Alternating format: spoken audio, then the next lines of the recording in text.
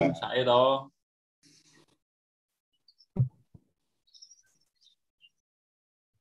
Nah, ini biyen gue permintaannya sejenis sawit aku nanya apa sawit. Ya serap apa. Nanti apa namanya yang sawit untuk apa namanya berikutnya ya. Saya toh. Oke, monggo. Bisa.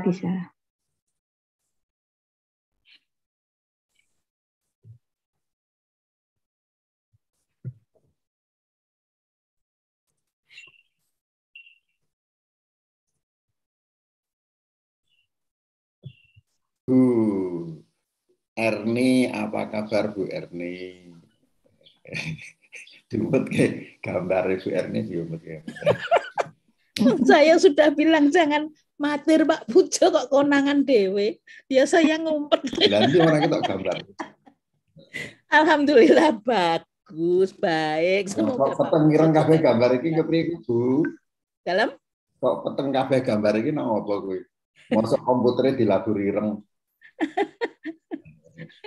Aku mau nake oleh-oleh ya. Suwi ning kono aku tak dikirim ya oleh-oleh. Aku kuwi rencanane dina iki nang Semarang maune to. Dan ketemu sisan karo kanca. Ternyata hari Sabtu kan libur. Hari Selasa kemarin tiba-tiba dicegat ono hari Senin kemarin dicegat ono acara nang Yojo nang kampus karena ada acara dies di apa minta datang. Diundur hari Sabtu kan libur. Iya. Nang kampus lagi? Enggak, di rumah. Ya itulah. Makanya aku tekan nang kampus malah dhewean nang kono dikeruyuk-ruyul ngono lah. Ya enggak masuk mahasiswa nih jenengan meh diam saja.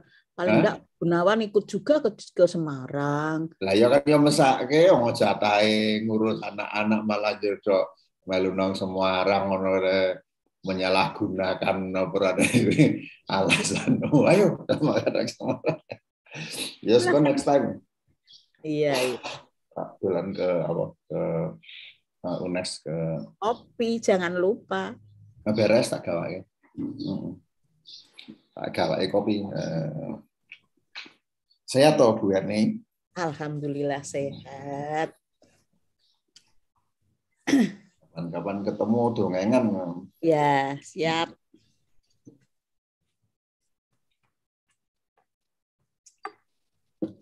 Reuni Pekalongan. Reuni bae. Wis dongengan bae ya sama reuni kan. Nyambut gawe njur kapan iki reuni ta. Baik dhewe suwi lho ya. Wis reuni sesuk nek ning Yogya terus sowan. Nah, bener.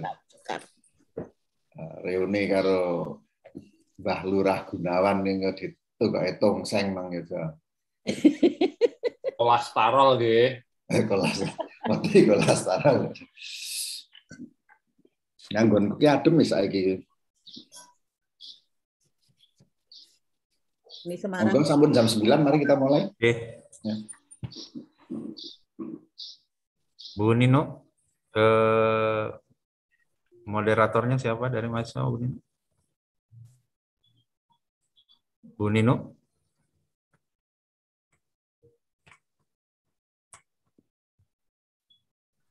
Ya, silakan Mbak. Mbak Jasila ya. Oh, baik Pak. Mari dimulai ya Pak. Oke. Assalamualaikum warahmatullahi wabarakatuh. Selamat pagi Bapak dan Ibu dosen sekalian serta teman-teman yang berbahagia. Salam sejahtera untuk kita semua. Pertama-tama, marilah kita panjatkan rasa puja dan puji syukur kehadirat Tuhan Yang Maha Esa atas segala rahmat dan hidayahnya, sehingga kita masih diberikan kesempatan untuk berkumpul di ruang virtual ini untuk mengikuti mata kuliah umum Conservation Education on Asian Community. Sebelumnya, kami ucapkan selamat datang kepada Profesor Pujo Samidi selaku pemateri dalam agenda kuliah umum dengan tema Sawit dan Masyarakat Adat, Kajian Antropologi Ekologi. Pada pagi yang berbahagia ini, izinkan saya, Jazila Tunafisah, selaku Master of Ceremony menyampaikan susunan acara yaitu sebagai berikut. Yang pertama, pembukaan. Yang kedua, penyampaian materi oleh Profesor Pujo Sumedi dengan tema Sawit dan Masyarakat Adat, Kajian Antropologi Ekologi, dilanjut dengan diskusi dan tanya jawab, dan yang terakhir, penutup. Sebelum melangkah ke acara inti, marilah sejenak kita bersama-sama menundukkan kepala, bermunajat kepada Tuhan agar kegiatan kita pada hari ini diberkahi dan berjalan dengan lancar. Bagi yang beragama Islam, marilah bersama-sama membaca lafaz basmalah. Bismillahirrahmanirrahim. Teman-teman, hari ini kita kedatangan pemateri yang sangat luar biasa. Beliau adalah Profesor Dr. Pujo Sumedi Hargoyono, MA dari Universitas Gadjah Mada. Beliau merupakan staf pengajar dan juga Ketua Departemen Antropologi Fakultas Ilmu Budaya Universitas Gadjah Mada. Beberapa karya publikasi beliau diantaranya Oil Palm versus Rubber, GIS Empirical Check for Land Grabbing in West Kalimantan bersama Aji Prasetyo, artikel dalam jurnal ASEAN Network for GIS-based Historical Studies pada tahun 2014. Selanjutnya ada Palm Oil, Wealth, and Rumored Panic in West Kalimantan dalam Forum Studi Pembangunan tahun 2014. Yang ketiga ada Why Support Oil Palm But Not Jatropha in Jarak, The Short History of Jatropha Project in Indonesian Leiden, International Institute for Asian Studies pada tahun 2014.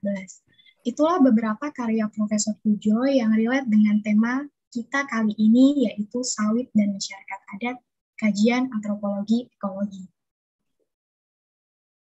Baiklah, tanpa berlama-lama lagi, langsung saja kita simak materi yang akan disampaikan oleh Profesor Pujo.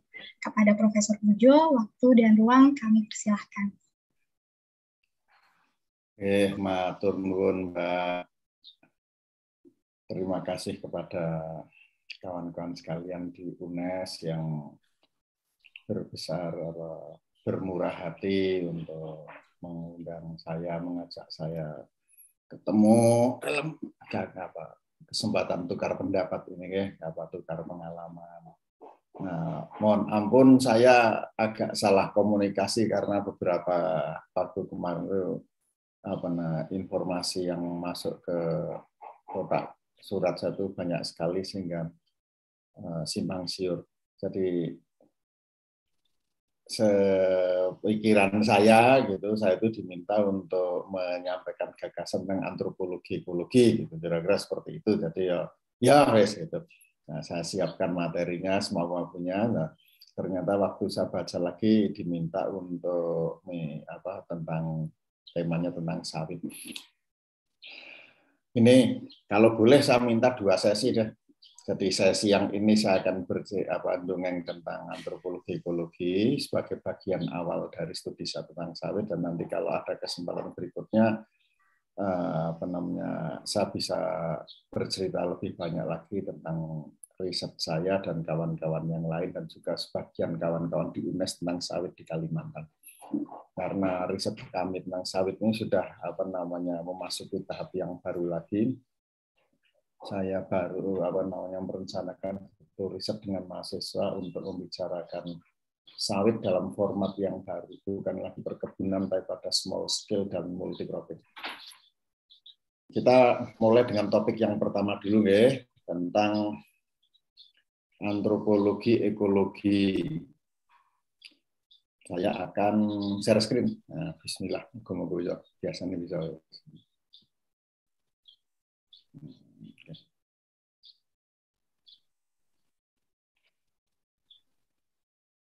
Ini jadi antropologi ekologi dari determinisme geografis hingga pembentukan subjek. Dalam pertemuan ini saya akan bercerita tentang perubahan atau perkembangan dalam studi antropologi ekologi dari tahun 40-an, 1940-an hingga belakangan hari ini. share screen saya, mudah-mudahan bisa lihat. Jadi, dalam studi antropologi, dalam kajian antropologi, ada perhatian besar yang diarahkan pada lingkungan, pada ekologi. Mengapa demikian? Ya karena kesadaran kita bahwa kesadaran akademik itu bahwa tidak ada manusia, tidak ada makhluk hidup apapun yang bisa hidup di luar lingkungan. Semua kehidupan itu selalu menempati space, habitat, ekosistem tertentu. Dan penempatan spesies dalam habitat ini besar kecilnya akan punya konsekuensi terhadap kehidupan sosial kita, relasi individu dengan kelompok, individu dengan individu, kelompok dan kelompok, dan juga tata cara kita berpikir. Pemikiran di antropologi tentang bagaimana hubungan manusia dengan lingkungan ini terus berkembang dari zaman ke zaman, berubah dari waktu ke waktu, dari pemikiran ke pemikiran, dan makin lama makin pemikirannya itu ya dalam tanda kutip ya, katakanlah makin maju ya. Dalam arti makin mampu memberi kita pengertian yang makin mendalam tentang bagaimana hubungan manusia dan lingkungan dan apa konsekuensi dari hubungan tersebut dan bagaimana dan hal-hal apa yang terjadi di dalam relasi tersebut. Saya punya waktu berapa lama ini Mas Gun, Mbak Ngano,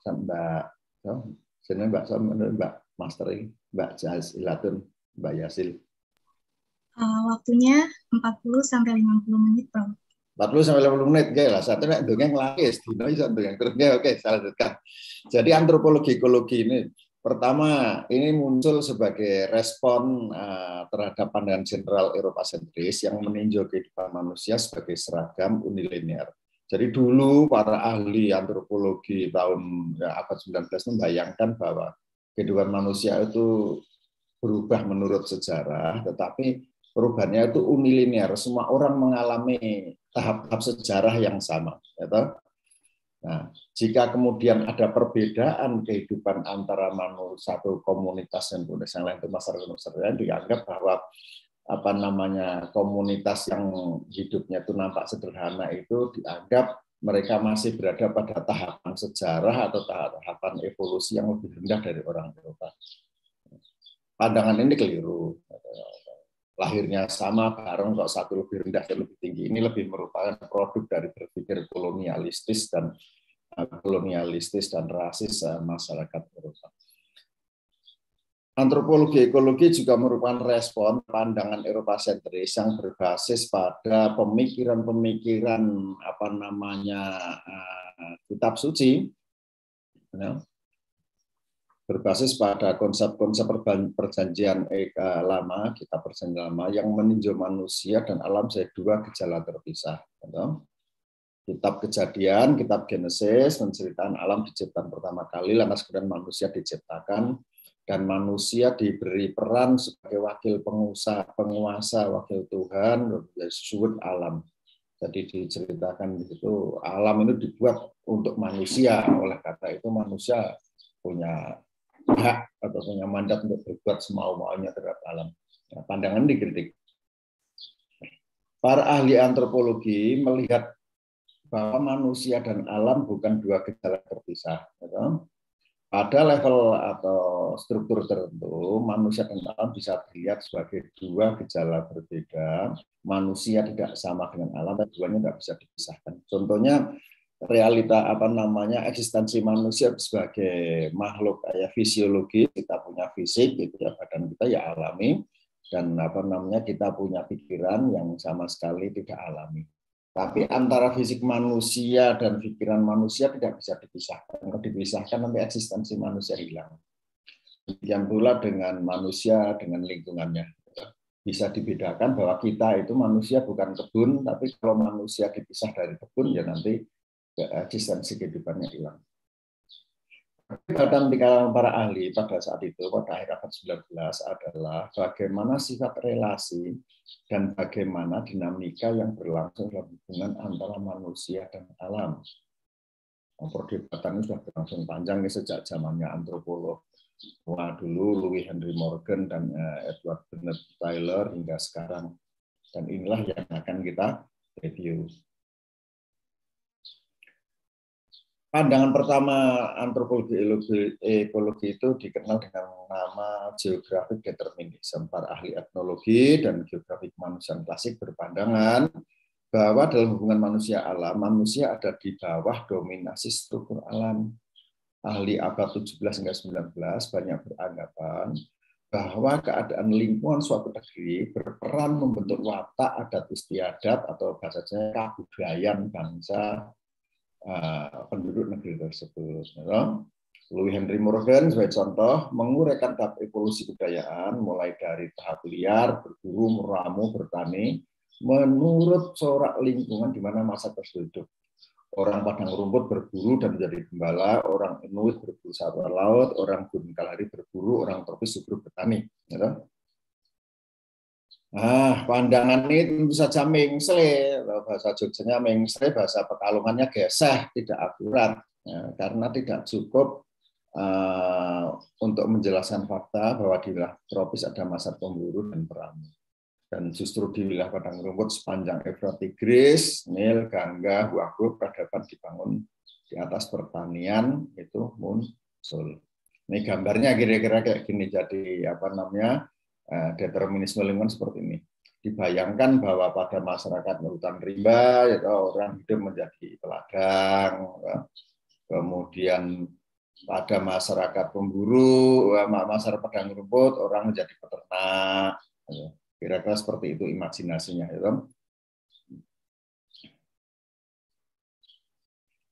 Pandangan ini kemudian dikomentari oleh pemikiran berikutnya yang disebut geographic possibilism, bahwa kondisi lingkungan yang sama itu membuka peluang untuk berbagai kegiatan yang berbeda. Bahwa kebudayaan manusia punya kemampuan adaptasi yang tinggi sehingga satu lingkungan yang sama atau serupa bisa menjadi habitat bagi kebudayaan, habitat dalam tanda kutip ya, habitat bagi kebudayaan dengan corak berbeda. Para antropolog klasik paham bahwa manusia dan alam memang berhubungan, namun alam bukan faktor penentu yang tetap, bahwa lingkungan A pasti menghasilkan dengan A, lingkungan B menghasilkan dengan B, dan sebagainya. Para ahli ini meninjau bahwa lingkungan merupakan faktor pemberi peluang dan juga pembatas sekaligus. Posibilisme adalah proses interaktif antara kebudayaan dan alam. Pilihan yang disediakan oleh lingkungan bisa saja dibatasi oleh kapasitas kebudayaan dan demikian pula sebaliknya. Posibilisme itu bisa kita terangkan seperti ini, atau rumah pertanian atau Hof di Black Forest di Jerman Selatan sana sekarang itu bukan hanya menjadi tempat para peternak melihara sapi, memerah susu, bikin keju, tetapi juga membuka usaha layanan wisata sebagai wisma tamu varian Womo. Jadi lingkungan yang sama itu bisa membuka peluang bagi berbagai kegiatan yang beragam.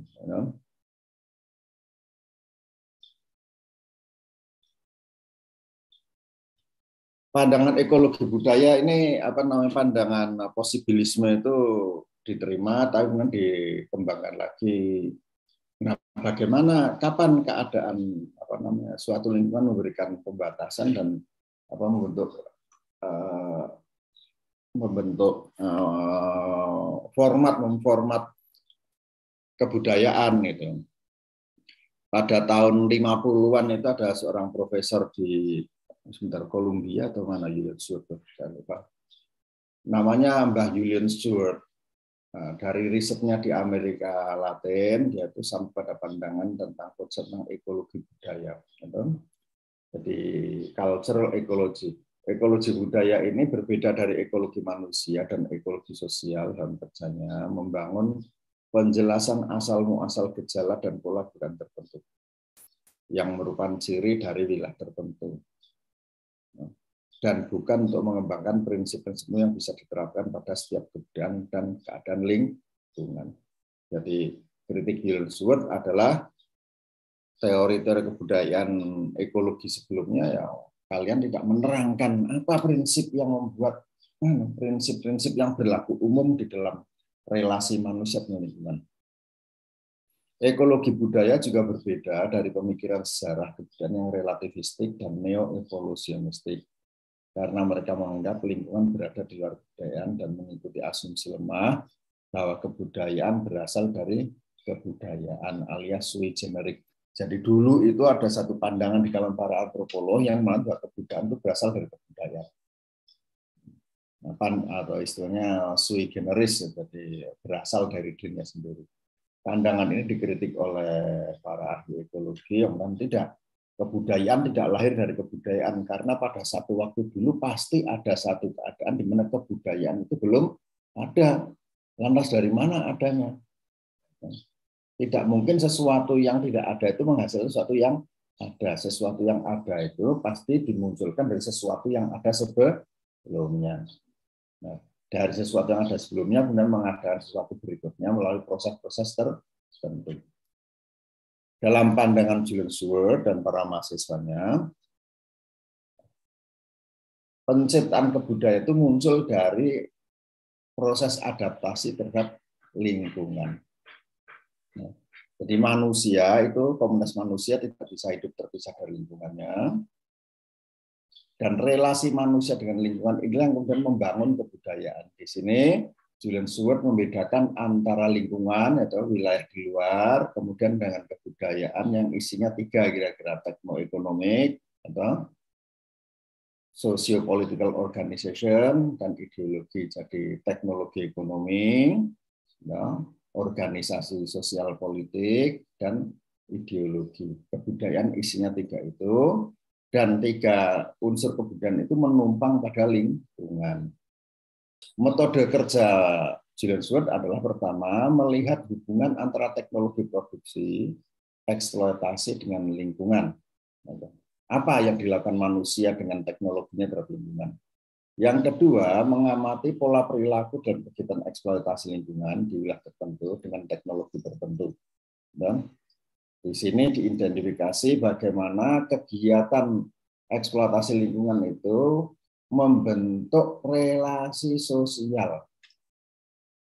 Nah, yang ketiga, untuk melihat lagi bagaimana perilaku yang berlangsung di dalam mengeksploitasi lingkungan itu membentuk aspek-aspek kebudayaan yang lain, pemikiran dan sebagainya, kesenian, pemikiran, agama dan seterusnya. Itu kira-kira teknik berpikir yang dikembangkan oleh Gilensworth. Nah, pendekatan ini berlaku agak lama di antropologi dan diadopsi oleh banyak ahli dan dipakai untuk menerangkan berbagai aspek kebudayaan yang bagi saya cukup menarik. Salah satu tokoh yang saya suka itu namanya Mbah Martin Harris. Karena Mbah Harris ini orang yang sangat rasional, pikirannya sangat linier, jadi mudah diikuti.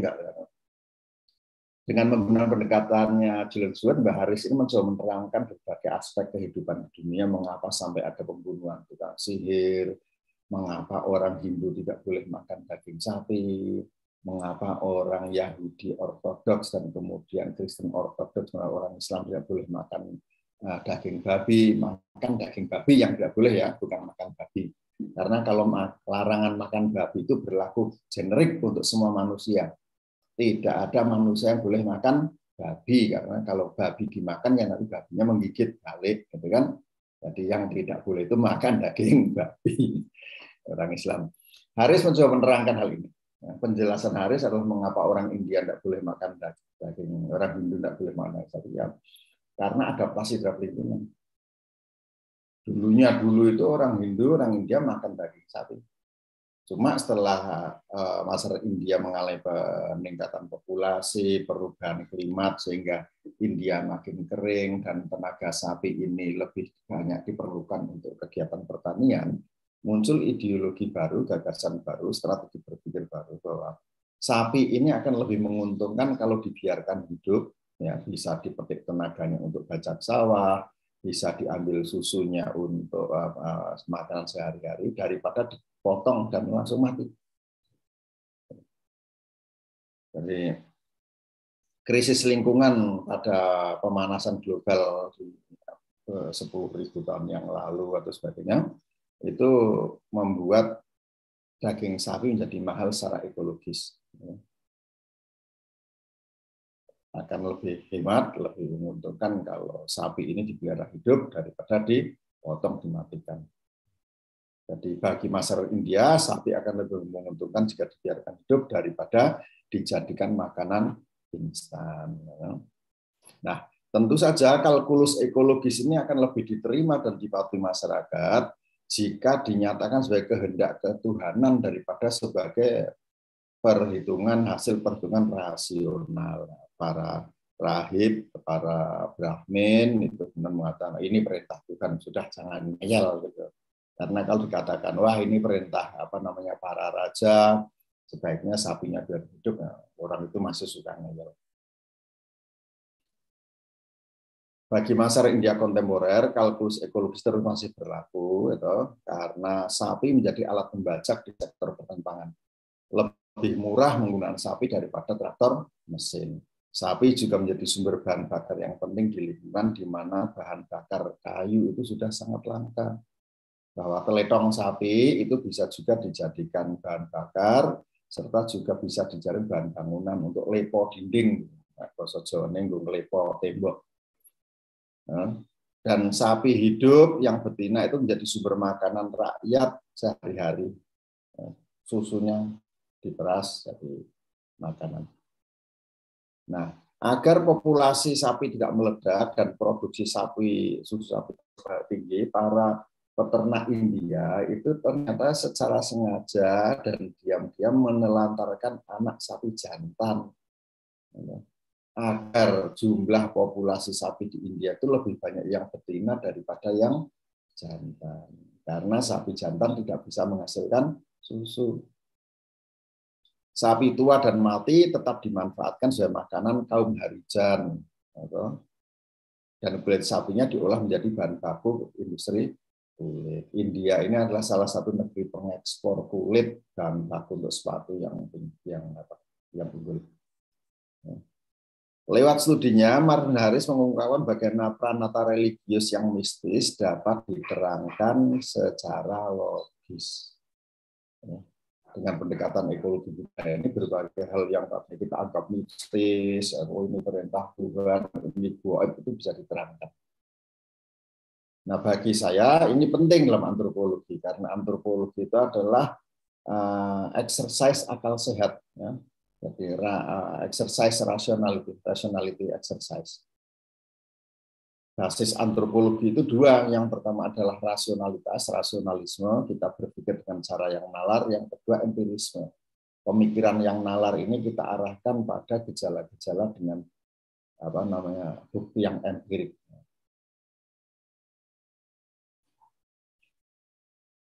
Hal yang serupa, pendekatan yang serupa diterapkan oleh Profesor Andrew Waida untuk menerangkan tradisi berburu kepala, head hunting, yang di Indonesia dikenal di kalangan orang Dayak di Kalimantan, tapi sebenarnya bukan orang Dayak saja. Banyak masyarakat di dunia yang bekerja, yang hidupnya dari ekonomi perdagangan itu terlibat dalam kegiatan berburu kepala. Nah, berburu kepala ini menurut Mbak Waida juga merupakan mekanisme untuk menjaga lingkungan dengan cara menjaga jumlah populasi. Jadi orang Iban dulu itu pergi mengayuh potong kepala karena alasan yang sudah diungkap dalam pembicaraan sehari-hari, atau karena adat nenek moyang, mencari daya magis, karena diejek pacarnya, apa itu pemuda kok nggak pernah mengayuh gitu. Tapi fakta historis dan ekologis menunjukkan bahwa perang menghasilkan wilayah kehidupan baru dan ladang baru yang memungkinkan orang Iban untuk melangsungkan kehidupannya. Jadi berburu kepala ini berhubungan dengan ini. pendapatan untuk mendapatkan wilayah baru, ladang baru yang membuka kesempatan bagi masyarakat untuk melangsungkan kehidupan. Nah, sampai di sini dulu, kawan-kawan ada pertanyaan atau komentar apa tidak, supaya tidak terlalu metel gitu sorot jalannya. Jadi kalau ada komentar, klarifikasi, pertanyaan silahkan cepat saja sebelum kita lanjutkan dengan political ecology dan political technology. Monggo. HV gitu, wong bal-balan kayak 40 menit mandek istirahat. Kalau ada pertanyaan atau klarifikasi silahkan Mbak, Mas. Takon wae, ora apa-apa. Ojo wedi, sing ngulang ora nyokot. Silahkan kalau ada pertanyaan raise hand gitu di reaction-nya.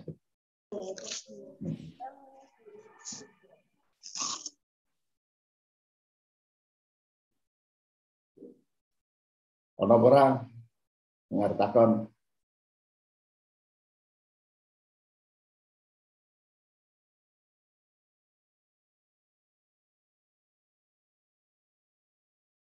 Karena ora ras. Sedangkan ya ras wong misal tak ulang.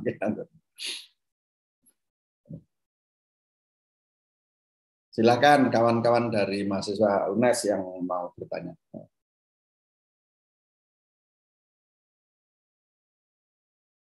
Silakan Mbak Sopo jenenge iki. Silakan Mbak Sopo. Orang ngerti aku jenengmu Sopo. Ngerti Kak, Prof. Sebelumnya izin panggil saya Mas aja Prof.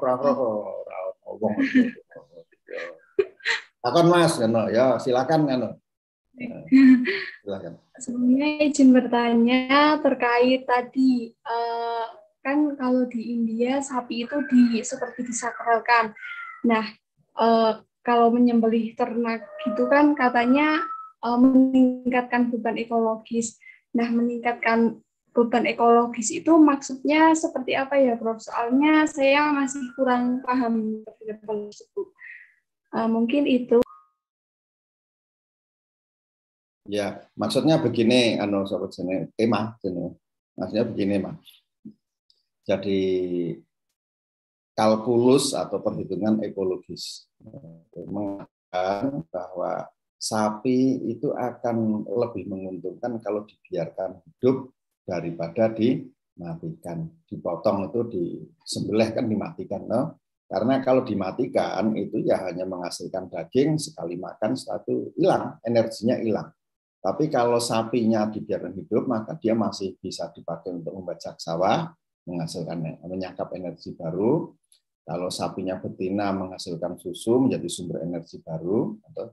Jadi ya sama seperti bayangkan saya kamu punya sepeda motor, sepeda motor ini akan lebih menguntungkan bagi kamu kalau dibiarkan dipelihara hidup baik daripada ditumpakin cemplung ke jurang atau cemplung ke kali atau tabrak ke tasem. Gitu. Kalau dirusak tabrak ke tasem atau cemplung ke kali kan diserampung pit motornya, tidak bisa dimanfaatkan lagi. Tapi kalau sepeda motor ini kamu pelihara masih hidup ya bisa bermanfaat, bisa membantu kamu pergi ke kampus, bisa disewakan ke tukang ojek, menghasilkan uang baru, dan seterusnya. Demikian pula dengan sapi. Kalau sapi ini dipotong, ya sudah cuma jadi daging, dimakan, jadi rampung.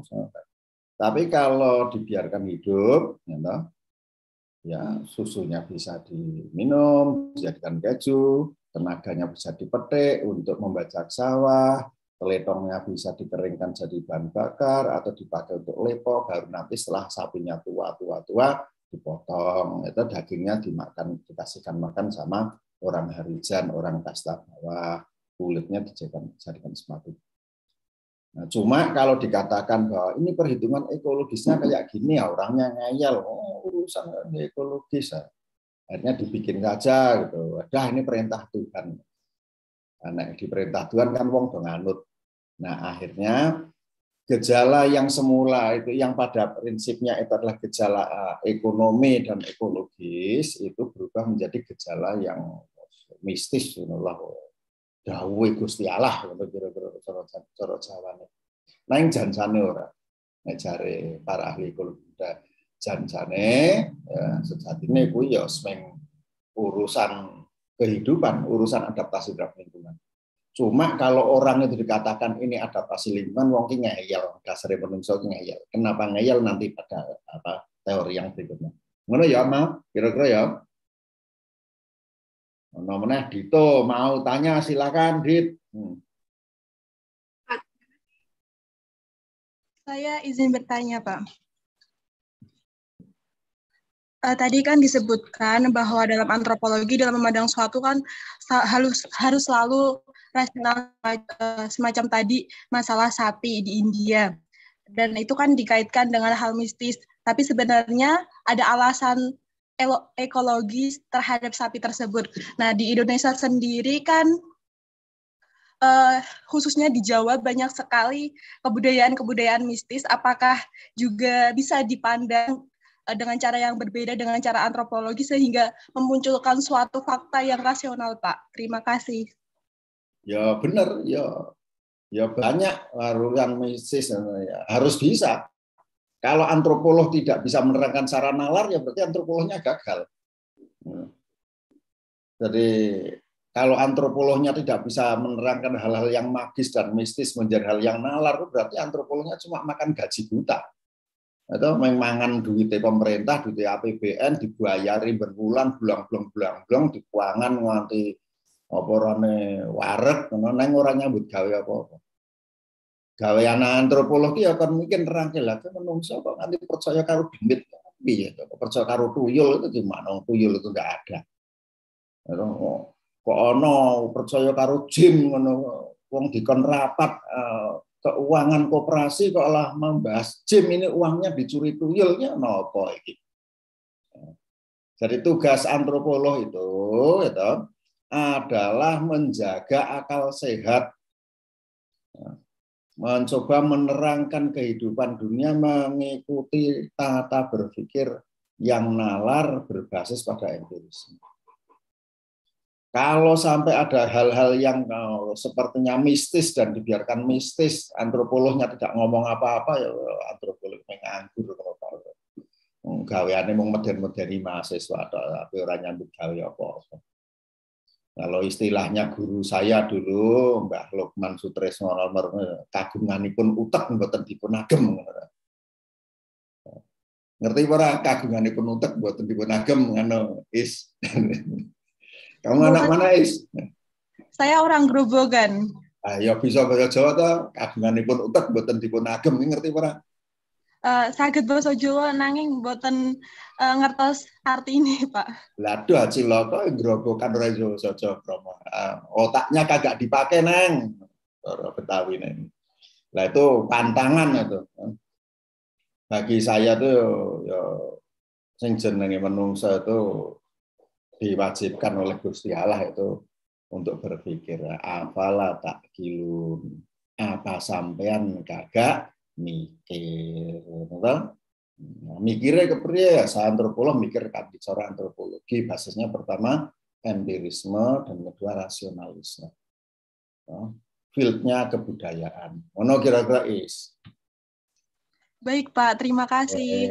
34014210073 orang ngerti aku jenis apa silahkan saya ngacung bertanya. Izin masuk Pak, saya ingin bertanya. Apa oke silakan Pak. Nomor salah satu slide. Tadi salah satu di slide dibahas tentang kebudayaan itu berasal dari kebudayaan atau sui generis. Mungkin saya suka begitu paham apa maksud dari kebudayaan itu asalnya dari kebudayaan, Pak. Terima kasih. Oh, pandangan sui generis itu pandangan ahli antropologi abad ke-19 dulu yang mengatakan bahwa kebudayaan itu berasal dari kebudayaan. Nah, kemudian pandangan ini ditolak oleh para ahli evolusi dan ahli antropologi lingkungan yang mengatakan ya tidak, kebudayaan itu berasal tidak dari kebudayaan, kebudayaan itu berasal dari adaptasi manusia terhadap lingkungan. Betul loh. Karpe ngono. Tapi ya ada lagi nanti yang enggak. manusia menjadi manusia itu bukan karena dia beradaptasi dengan lingkungan. Manusia menjadi manusia itu karena dia berpikir, mengikuti pemikiran filsafat eksistensialismenya René Descartes. Cogito ergo sum, aku berpikir karena oleh itu karenanya aku ada. Nah, kalau mengikuti filsafat ini, maka yang menjadi asal muasal kebudayaan itu bukan adaptasi terhadap lingkungan, tetapi karena pemikiran manusia. Jadi kebudayaan ada karena manusia berpikir, dan manusia berpikir itu juga kebudayaan. Disitulah kemudian teori klasik sui generis itu diterima. Jadi ini hal yang debatable. Cuma tadi saya sampaikan untuk menunjukkan bagaimana alur berpikir ekologi budaya. Ono kira-kira ya Val, rasa bingung, pokoknya tahu krungu wae, pahamnya ya setahun ngarep ora apa-apa, 5 tahun kas ya ora apa-apa. Sing jenenge wong sinau kuwi, sing penting pertama tahu krungu, tahu ngerti, tahu maca. Ya, kamu cari bukunya. Nah, perkara pahamnya kapan ya lillahi taala sak kersane pangeran. Wajibnya kita itu hanya belajar dulu, memberikan input dulu. Perkara pahamnya itu ya ikhtiar berikutnya, ya kadang-kadang sering kali ya urusan kewahyan dibuka ke dalane karo Kanjeng Malaikat Jibril, nek ora ya ora weruh-weruh. Ngoten nggih? Mari kita lanjutkan untuk berikutnya supaya waktunya ngoyak pun ndak. Prof, maaf. Ini masih ada satu pertanyaan di kolom chat. Ya wes, sapa kene? Sapa? Izin saya bacakan ya, Prof. Oh, mengayo iki kan Dito iki. Ya, ada pertanyaan dari Ken Dito. Pada saat mengayau, apakah anggota kelompok suku Dayak yang kalah akan dibunuh semua, atau ada motif untuk menguasai anggota kelompok lain sebagai budak, tidak hanya didasari motif untuk menguasai ladang baru? Seperti itu, Prof. Oke. Ini mengayo itu sudah tidak ada lagi. Itu mengayo, tradisi mengayo itu sudah dihapuskan, dilarang oleh pemerintah kolonial pada tahun 1890 betul. Setelah kedatangan kekuatan kolonial Hindia Belanda di Kalimantan. Jadi sekarang itu mengayo bagi kita dan bagi orang Dayak itu ya tinggal menjadi memory of the long past gone, ya, memori masa lalu yang sudah tidak ada orang berburu kepala. Kalau dulu berburu kepala itu ya tidak sembarang musuh dipotong kepalanya, tidak. Berburu kepala itu yang dipotong itu ya hanya musuh tertentu, dan ada menurut data etnografi yang saya baca itu ada wangsitnya. Jadi tidak semua orang dibunuh. Jadi orang yang mau pergi mengayo itu sudah mendapatkan wisik gitu, nek cara Jawa niki wisik, mendapatkan ilham. Nanti yang kamu potong itu harus yang bentuknya kayak gini. Tidak semua orang dipotong. Jadi sudah ditentukan. Kalau dalam analisisnya Valerio Valeri di Kepulauan di Indonesia Timur itu bahkan dikatakan orang itu sudah mendapatkan ilham, nanti orang yang akan kamu kayo itu akan datang di tempat ini hari ini. Jadi kamu tunggu di sana. Jadi ada komunikasi semacam itu. Jadi tidak semua orang yang diserbu kampungnya lantas dipotong, tidak. Kenapa tidak semua orang yang diserbu kampungnya itu dipotong? Karena pada masyarakat peladang, saya agak pasang gambarnya lagi, share screen, Masalah peladang, oke. Buka di Photoshop, Microsoft PowerPoint.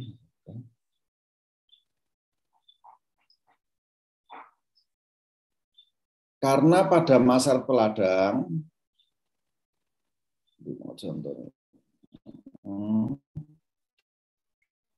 konstrain besar dalam kehidupan mereka itu adalah tenaga kerja. Untuk membuat ladang itu orang harus menebang pohon kayu sebesar ini dengan kampak beliung. Oleh karena itu akan rugi kalau satu kampung menyerbu kampung lain dan kemudian kampung yang diserbu itu orangnya dibunuh. Akan lebih menguntungkan kalau orang yang kalah ini dibiarkan hidup dan dijadikan budak. Diminta menjadi warga kampung baru, tapi sebagai warga kelas kedua, dan tenaganya dipakai untuk membantu mereka menebang ladang. Oleh karena itu, di dalam masyarakat peladang, di sejumlah besar masyarakat peladang itu, lapis sosialnya itu tidak egaliter. Ada kelompok orang asli, dan ada kelompok elit, dan ada kelompok budak. Budak ini adalah keturunan dari warga dusun lain yang dikalahkan dalam perang suku, dan mereka dibiarkan hidup, tidak dipotong kepalanya untuk jimat, tidak. Ngono kira-kira. Nah, tradisi perang suku ini sudah berakhir dengan perjanjian Tumbang Anoy 1890 berapa dulu di Tumbang Anoy di Kalimantan Tengah, di mana seluruh wakil masyarakat Dayak dikumpulkan, mereka berdebat berembuk selama 3 bulan untuk menentukan bagaimana masa depan dan peraturan sosial di kalangan mereka. Mana ya kira-kira ya? Mari kita lanjutkan. Kita masih ekologi sudah, Maris, Faida sudah.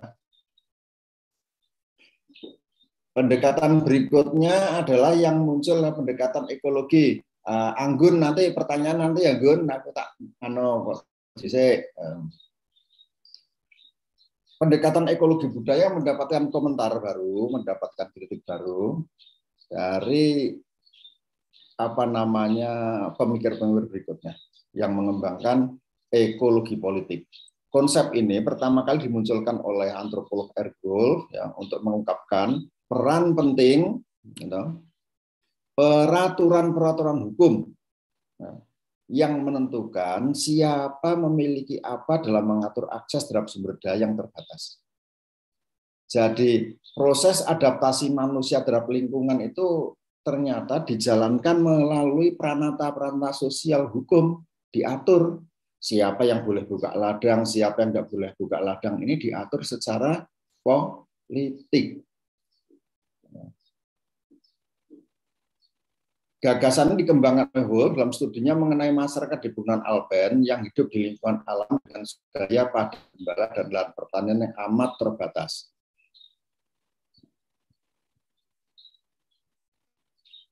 Oke.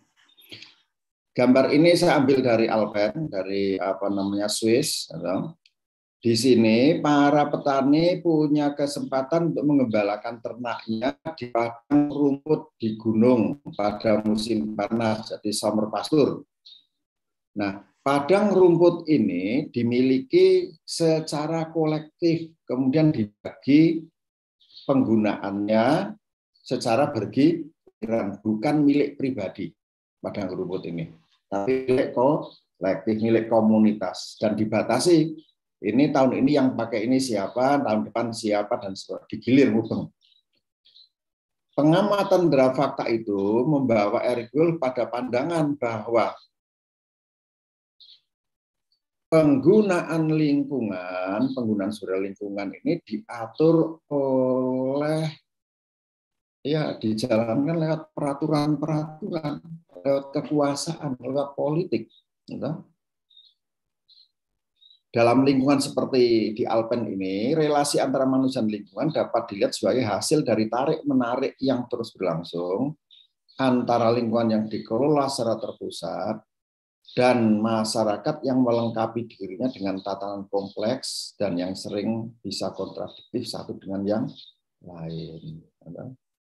Agar bisa bertahan hidup dalam lingkungan seperti itu, masyarakat harus mengatur sumber daya mereka dalam satu gabungan yang bisa diakses secara terbuka, lepas dari bagaimana sistem kepemilikan dan pewarisan yang ada.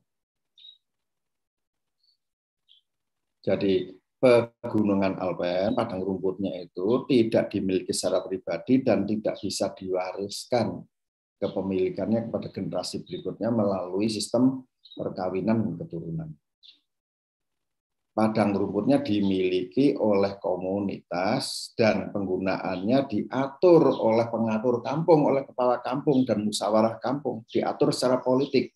Siapa yang boleh menggunakan padang rumput itu, berapa lama dan bagaimana gilirannya. Karena kesadaran akan adanya lingkungan dengan sumber daya yang terbatas ini pula, masyarakat Swiss secara ketat mengatur jumlah populasi di desa masing-masing, di kabupaten masing-masing. Jadi Swiss itu negara federal, terdiri dari beberapa negara kecil, dan kemudian setiap negara itu terbagi lagi dalam kanton istilahnya. Kanton itu kira-kira kabupaten. Dan kabupaten ini secara ketat mengatur berapa jumlah populasinya, siapa yang boleh tinggal di situ, kalau ada orang asing mau tinggal di situ boleh apa tidak. Hal ini memang perlu dilakukan oleh orang Swiss sebagai adaptasi mereka terhadap lingkungan. Mengingat lingkungan mereka sangat terbatas. Dan adaptasi ini dilakukan secara politik, melibatkan proses-proses pengambilan keputusan melalui organisasi pemerintahan, baik di tingkat desa, tingkat kecamatan, maupun tingkat kabupaten. Jadi adaptasi manusia terhadap lingkungannya tidak berjalan secara bebas, secara natural. Mau buka ladang siapa, silakan buka ladang, tidak. Di situ ternyata ada aturan. Siapa yang boleh berladang, di mana dan kapan. Demikian pula dengan masyarakat di Swiss, siapa yang boleh menggembalakan ternak, di mana dan kapan, berapa besar ternak.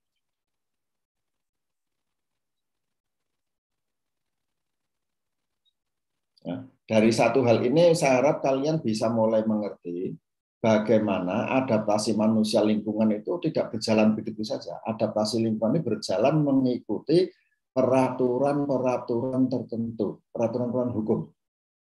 Ya. Mengikuti prosedur politik tertentu. Ya. Para pemikir antropologi, ekologi, political ecology ini mengatakan we wanted to go beyond the system ecological approach developed by Roy Rappaport. Ya. Jadi para pemikir ini ingin bekerja melangkah jauh, melintasi batas pemikiran antropologi ekologi yang kuno, yang melihat bahwa manusia dan lingkungan hanya sebagai satu sistem. We were also looking for ways to depict the processes whereby ethnic groups form and reproduce themselves within the fields of power relation. We hope to transcend the homeostatic models of culture replication so popular in culture anthropology, then as nih, yang penting, salah hal yang penting di sini, konsep power relation, hubungan kekuasaan. Sebelumnya para antropolog membayangkan manusia dan kebudayaan itu sebagai satu sistem. Tapi di tangan para pemikir political ecology mengatakan tidak. Kebudayaan itu bukan sistem, kebudayaan, kehidupan sosial, kegiatan eksploitasi lingkungan adalah relasi, hubungan. Kebudayaan itu urusan hubungan. Pendidikan itu urusan hubungan. Ekonomi urusan hubungan. Yang membedakan ekonomi dengan politik dan pendidikan itu apa isi hubungannya. Dalam pendidikan, hubungannya itu adalah antara saya sebagai guru dan kawan kami sebagai murid dan kawan-kawan yang lain sebagai kolega. Ciri hubungan adalah ada dua titik atau lebih yang terkait dalam pertukaran, dalam exchange, dalam transfer. Yang ditransfer dalam relasi pendidikan adalah pengetahuan, knowledge, gagasan. Ya kan? Ini kan exchange, kita kan terlibat dalam hubungan nih. Saya menyampaikan sesuatu, kawan-kawan mendengar, menyimak, apa toh kasih ngomong Mas Pujo kan. Nanti takon, apa toh Mas Karpe Mas ngomong ora cetha ngono, angel men to terakhir. Nah, ini relasi. Kita bisa hadir, ada saya, ada Emma, ada Istiqomah bisa hadir di sini. Tapi kalau saya tidak ngomong, tidak ada pertukaran apapun gagasan, ya tidak ada relasi. Ya toh? Rumah tangga itu ya relasi. Hubungan bapak dengan ibu, suami dan istri, bapak ibu dan orang tua dan anak itu relasi. Ada pertukaran di situ. Nah, di dalam politik, relasi politik yang dipertukarkan adalah kekuasaan. Mengatur. Satu pihak memberikan perintah pada orang pihak yang lain agar dipatuhi. Kamu harus begini, kamu harus begitu. Nanti pihak yang lain bisa patuh, bisa tidak patuh. Nah, kegiatan adaptasi manusia dengan lingkungan dalam pandangan para ahli political ecology ini harus dilihat dalam framework power relation, dalam perspektif relasi kekuasaan.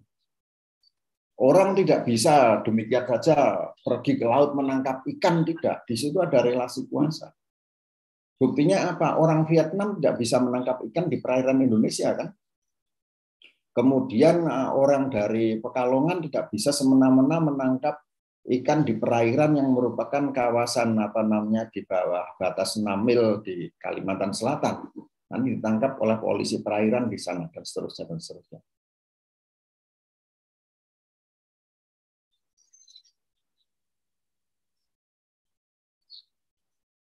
Keterlibatan relasi kekuasaan, power di dalam adaptasi terhadap lingkungan ini terjadi di semua kegiatan adaptasi lingkungan. Sebutkan, mulai dari membuka ladang, mulai dari nyawah, coba bikin sawah sudah, semuanya orang Jawa ini, katanya orang Pantura, orang Jawa, bikin sawah.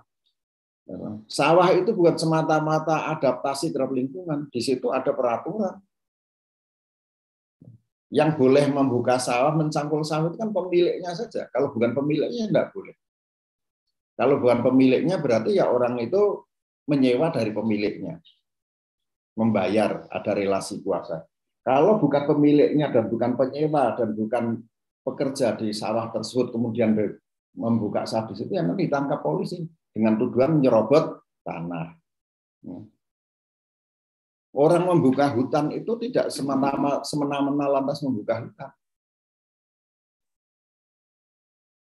Membuka hutan harus dilakukan di dalam satu frame relasi kuasa tertentu.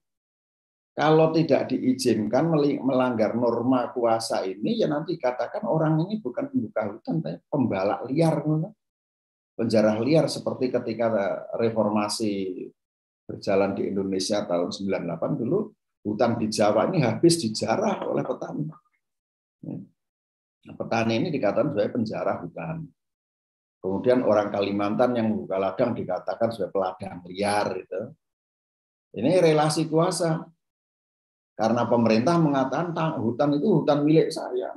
Kalian buka ladang tidak seizin saya, makanya dikatakan sebagai peladang liar, gitu kan. Nah, orang Dayaknya menjawab, enggak, sebelum ada Republik Indonesia kami itu sudah tinggal di sini. Itu tanah itu ya tanah desa kami, diatur menurut peraturan desa kami, boleh dibuka oleh kami, tidak boleh dibuka oleh orang dari desa lain. Jadi dalam pendekatan politik ekologi atau ekologi politik, para ahlinya mengatakan adaptasi manusia itu tidak semata-mata hanya orang datang ke lingkungan dan melakukan adaptasi pengolahan lingkungan, tidak. Proses pengolahan lingkungan itu bisa dijalankan hanya karena dia berada dalam arena politik tertentu, dalam relasi kuasa tertentu.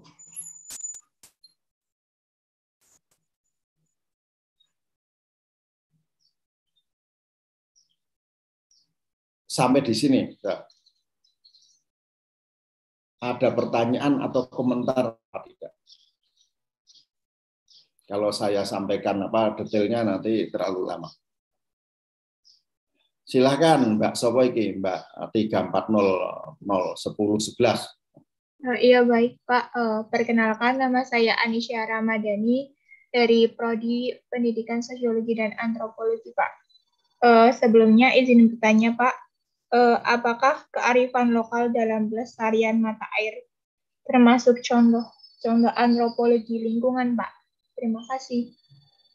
Kearifan lingkungan, kearifan masyarakat desa untuk memelihara sumber air desanya, gitu. Jangan sembarangan, tidak boleh menebang pohon di situ, gitu ya. Apakah itu termasuk dalam kajian antropologi? Ya betul termasuk.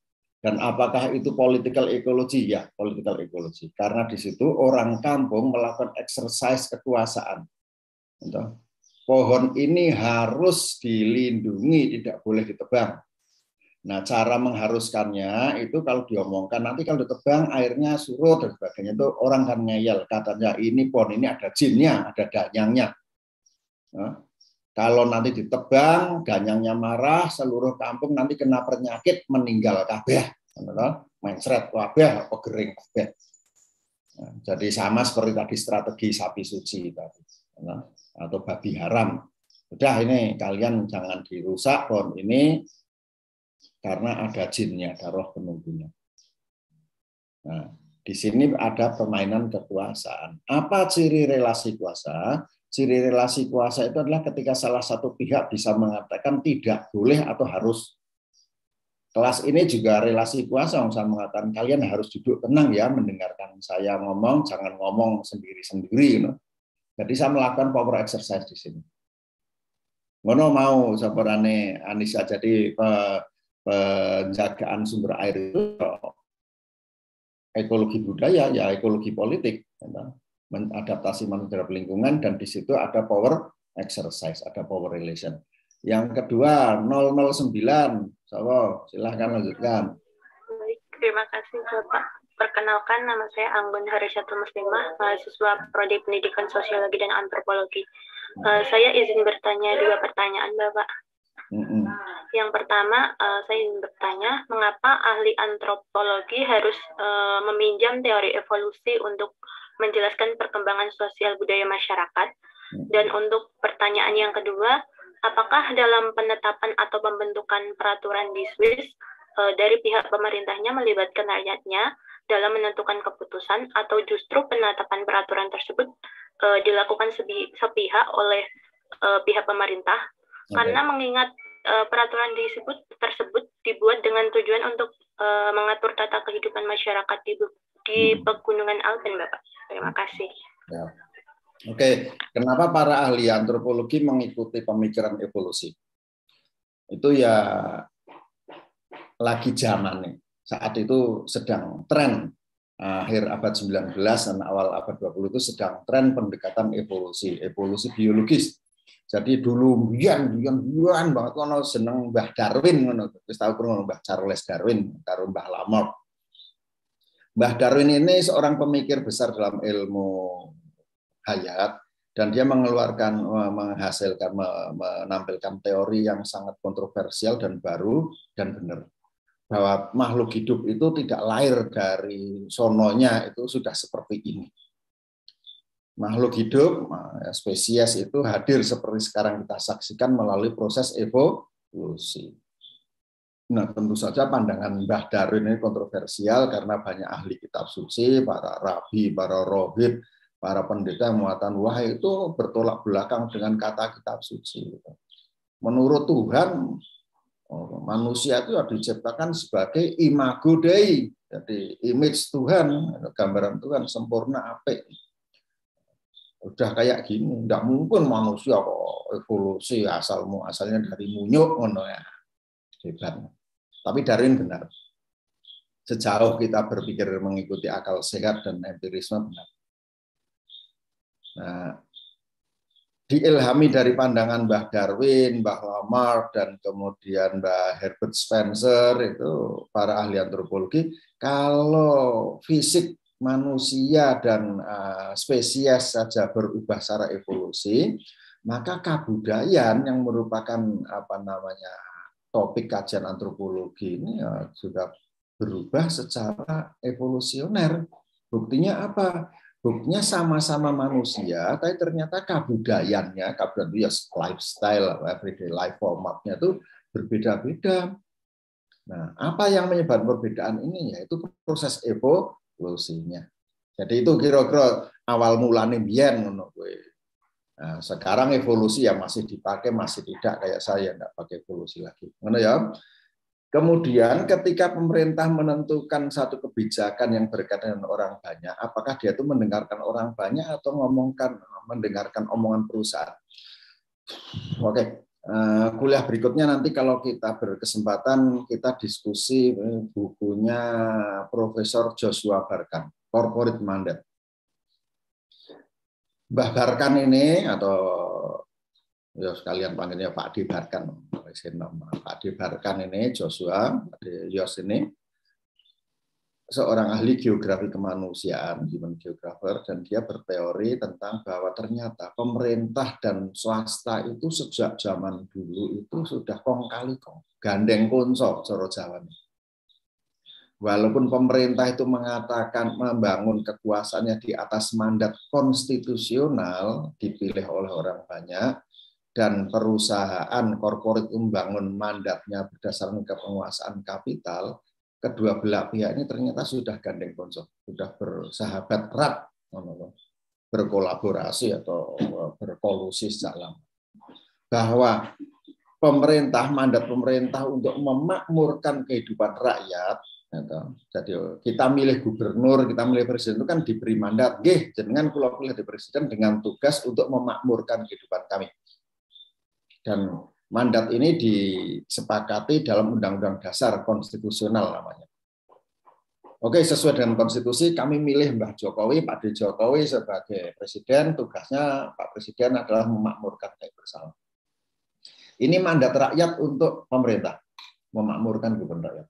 Tapi pada prakteknya kemudian pemerintah ini banyak berkong kali kong, bekerja sama, berkolusi, berkolaborasi dengan pihak swasta.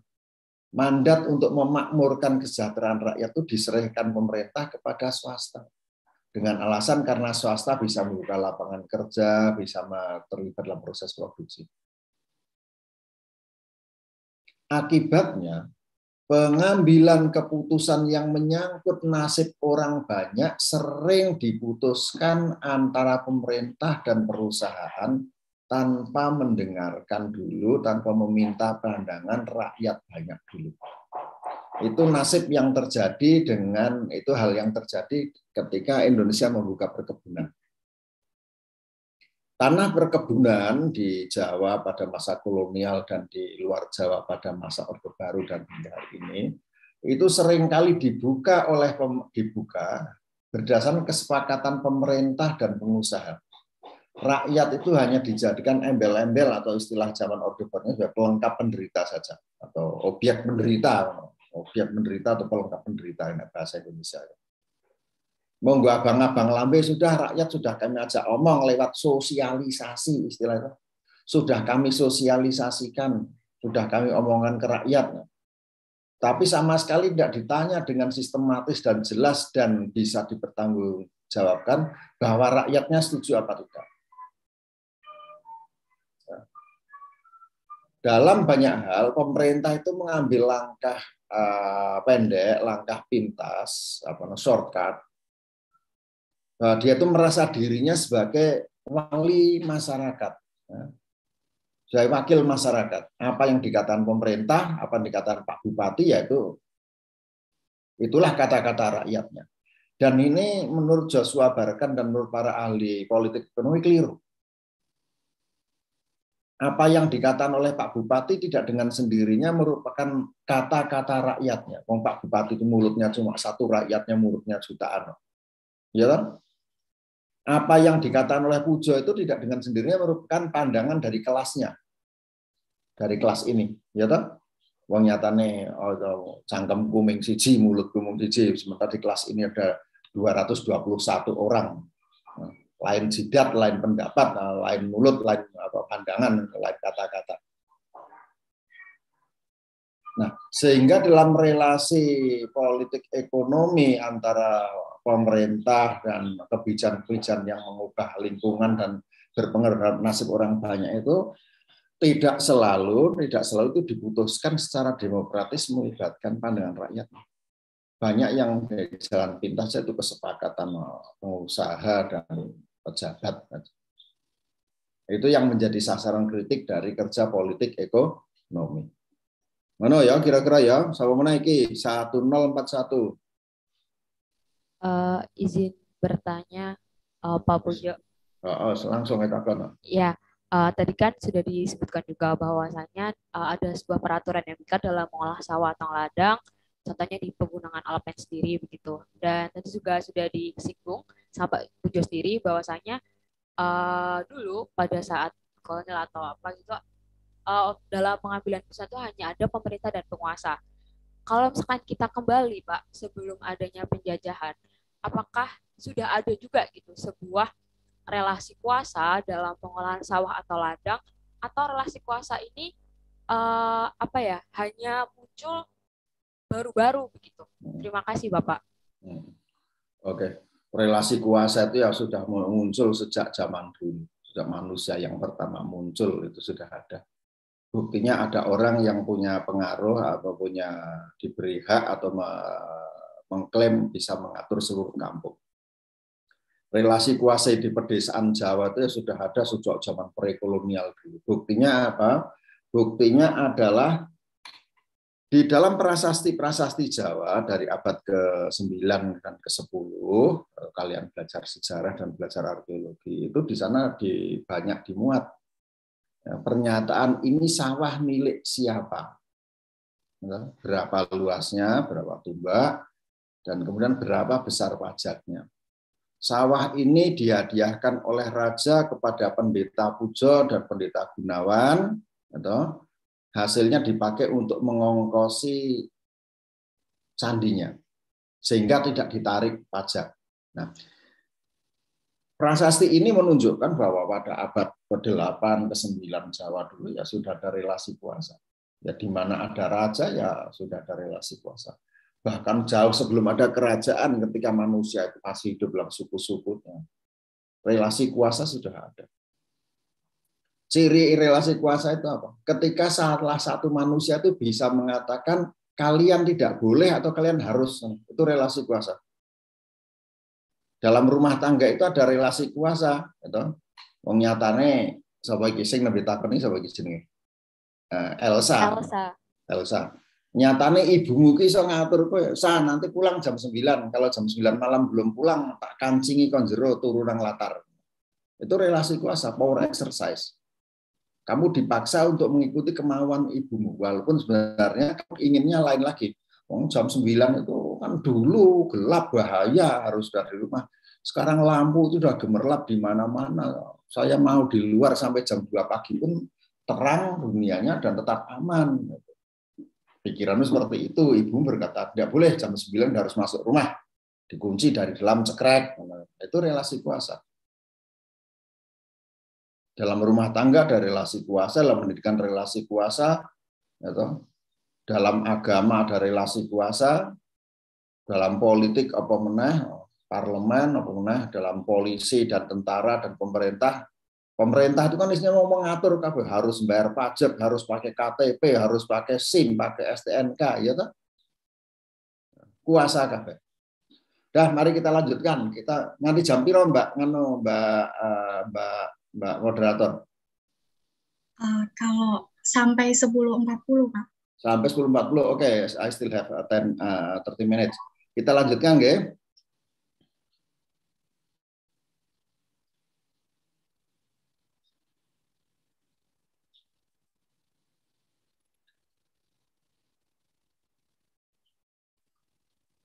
Dalam politik ekologi, studi politik ekologi, kita bisa melihat contoh.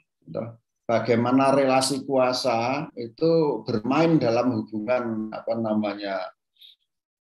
hubungan manusia dengan lingkungan. Ini gambar tentang orang menambang emas di Sungai Katingan, Kalimantan Tengah, dan di Grasberg di Papua sana.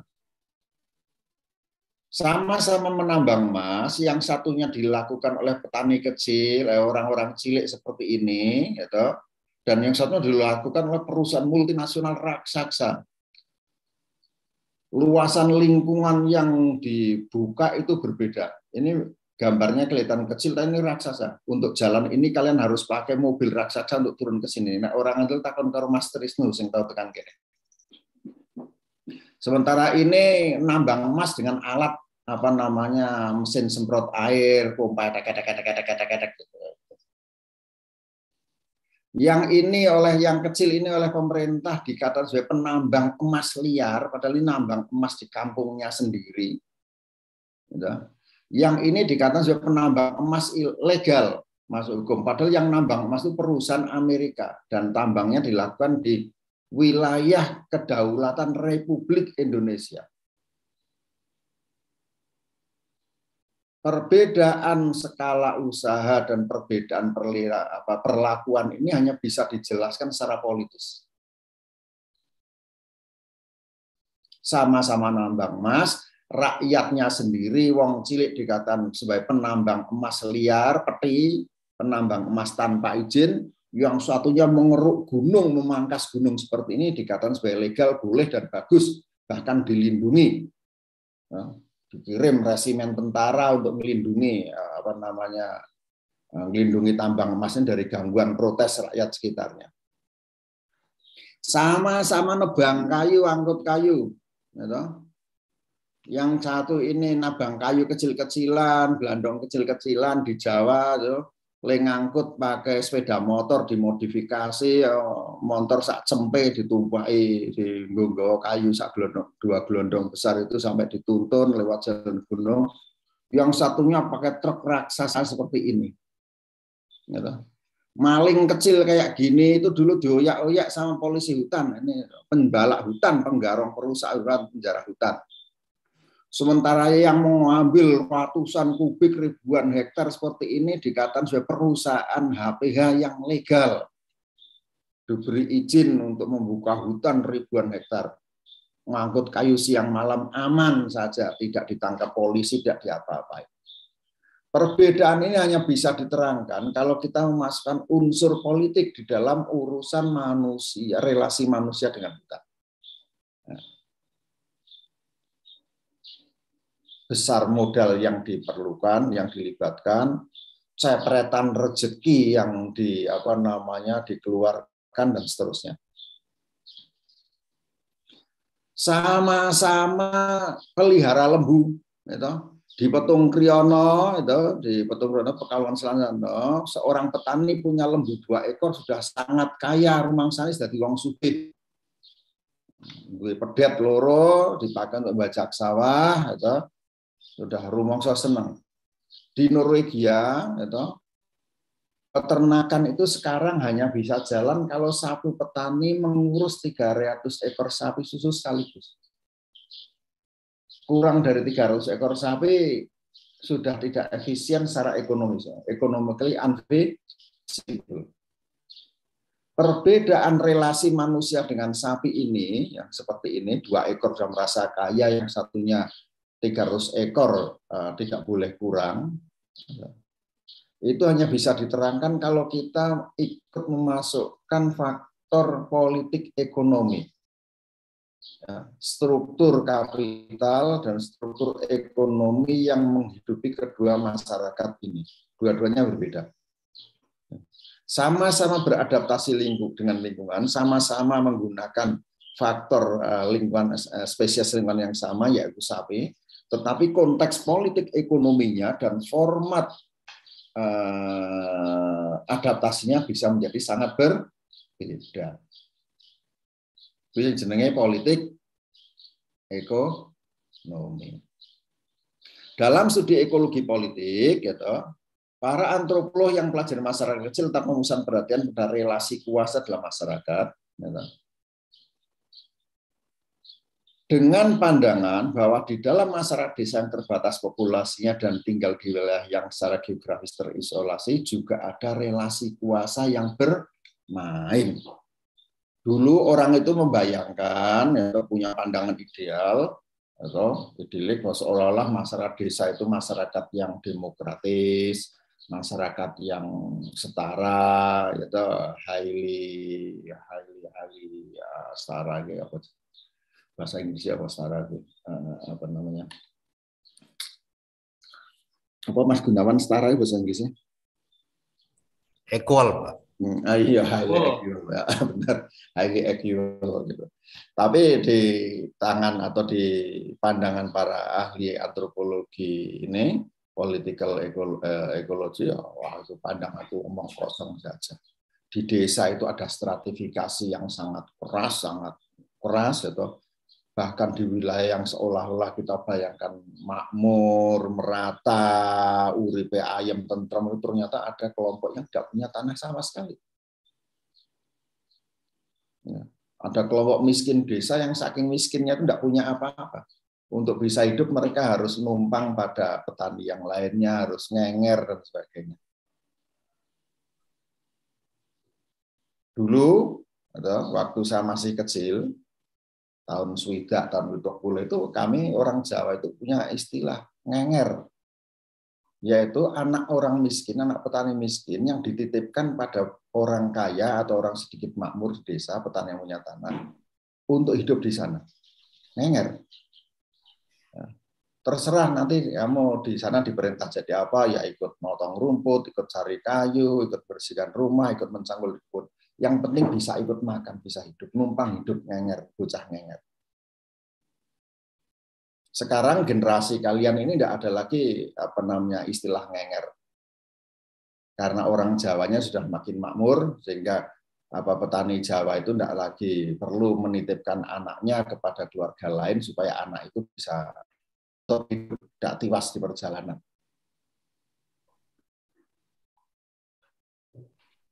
Tradisi ngenger ini dulu muncul di pedesaan Jawa karena relasi politik ekonomi di pedesaan yang sangat stratified, bertingkat-tingkat.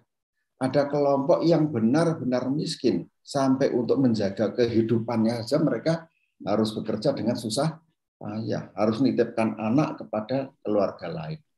Sekarang dengan adanya industrialisasi, keluarga miskin di Jawa, di pedesaan Jawa itu sudah keluar dari desa. Sejak tahun 1970 sampai hari ini, kita masih menyaksikan out of rural migration, migrasi keluar dari desa, and out of agriculture migration, migrasi keluar dari pertanian. Kenapa demikian? Karena bagi orang-orang ini, di desa sudah tidak ada tempat lagi. Tidak ada pekerjaan bagi saya. Tidak ada lagi sumber ekonomi bagi saya. Ya keluar dari desa, keluar dari sektor pertanian, memasuki sektor industri, sektor jasa. Awalnya dulu, ceritanya awalnya dulu keluar dari pedesaan ke perkotaan itu sebagai tenaga tidak terdidik, pembantu rumah tangga. Ngenger nang kota sebagai pekerja industri yang tidak terdidik. Lama-lama menjadi pekerja dengan keahlian tertentu. Tahun 90-an, catatan saya tentang migrasi keluar dari desa itu, orang desa kalau pergi ke Arab Saudi hanya menjadi TKW, tenaga kerja wanita.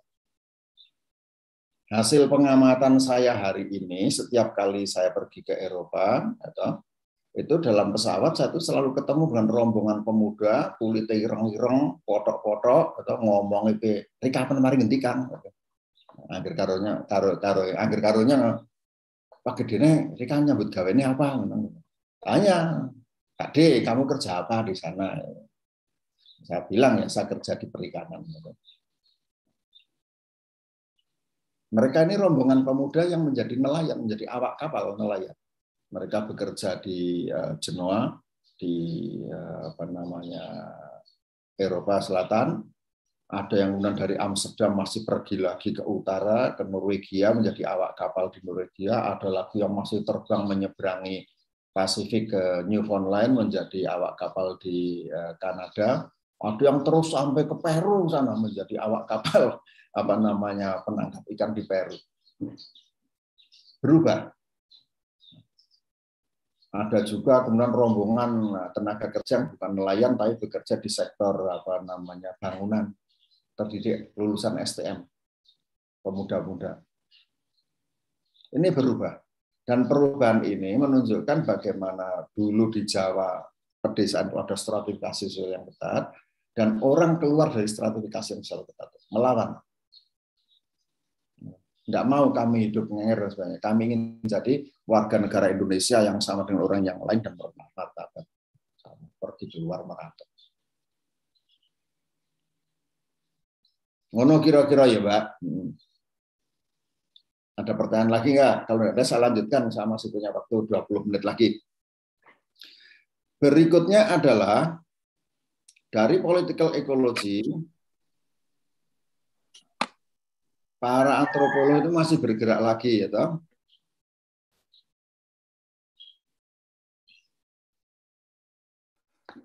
Yang namanya pendekatan political technology, bahwa adaptasi manusia terhadap lingkungan itu tidak hanya difasilitasi oleh relasi kuasa, adaptasi manusia dengan lingkungan itu juga melibatkan apa yang oleh Michel Foucault disebut political technology, teknologi politis, yaitu pembentukan subjek. Apa itu subjek? Subjek adalah manusia yang ditempatkan pada relasi-relasi tertentu dan dalam pandangannya Foucault melawan, punya daya lawan. Nah, ini gambar Pak Cilik saya ini, kalau ingin tahu. Ini Pak Cilik saya semuanya. Generasi George Harrison dan Ahmad Albar, subjek kapitalisme negara dan perang dingin era 1970-an.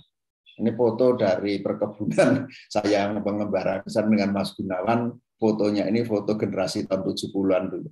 Rambutnya gondrong, yang satunya juga kayak Ahmad Albar, panjang kayak George Harrison. Ini generasi apa nih? Ini generasi yang melawan. Melawannya bagaimana nih kita diskusikan.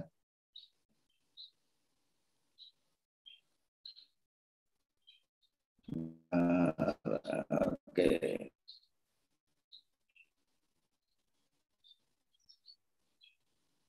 The forming of subject. Dalam teori teknologi politik, gitu, relasi kuasa itu bukan hanya memfasilitasi adaptasi manusia dengan alam. Relasi kuasa ini juga membentuk manusia menjadi subjek. Kalau manusia, semua kita ini manusia, kabeh wong. Yang membedakan kita dengan yang lain, satu kelompok yang lain adalah karena status subjek mereka. Saya ini subjek pendidikan. Orang di perkebunan ya manusia perkebunan, wong kebun, wong perkebunan ya subjek perkebunan. Petani di Petung Kriono ya subjek pertanian. Orang-orang di pasar Senteling Pekalongan ya subject of market subject, dan seterusnya dan seterusnya. Semua manusia itu adalah subjek karena manusia ini ditempatkan dalam relasi kuasa tertentu yang membentuk diri mereka. Buktinya kayak mungkin semua anak manusia, semua manusia dilahirkan sebagai anak yang sama. Kabeh bayi lahir muda, telanjang. Tidak ada bayi yang lahir sudah pakai kudung atau pakai kopiah, tidak ada. Nanti dia itu mau jadi Katolik atau mau jadi Islam atau mau jadi Kristen atau jadi Buddha atau Hindu itu urusan nanti, dibentuk oleh relasi kuasa nanti. Ini foto yang saya kumpulkan di perkebunan. Semua anak kecil sama, lahirnya telanjang semua. Ainul yakin, hakil yakin, belum ada anak yang saya saksikan atau saya dengar ceritanya lahir wis nganggo klambi ora ono. Dalam relasi politik, relasi kuasa di perkebunan, anak-anak perempuan inilah kemudian dalam relasi kuasa perkebunan dibentuk menjadi ini. Subjek perkebunan pemetik teh. Ya, yang perempuan dijadikan sebagai pemetik teh, yang laki-laki dijadikan mandor atau sebagai tukang pacul, tukang cangkul.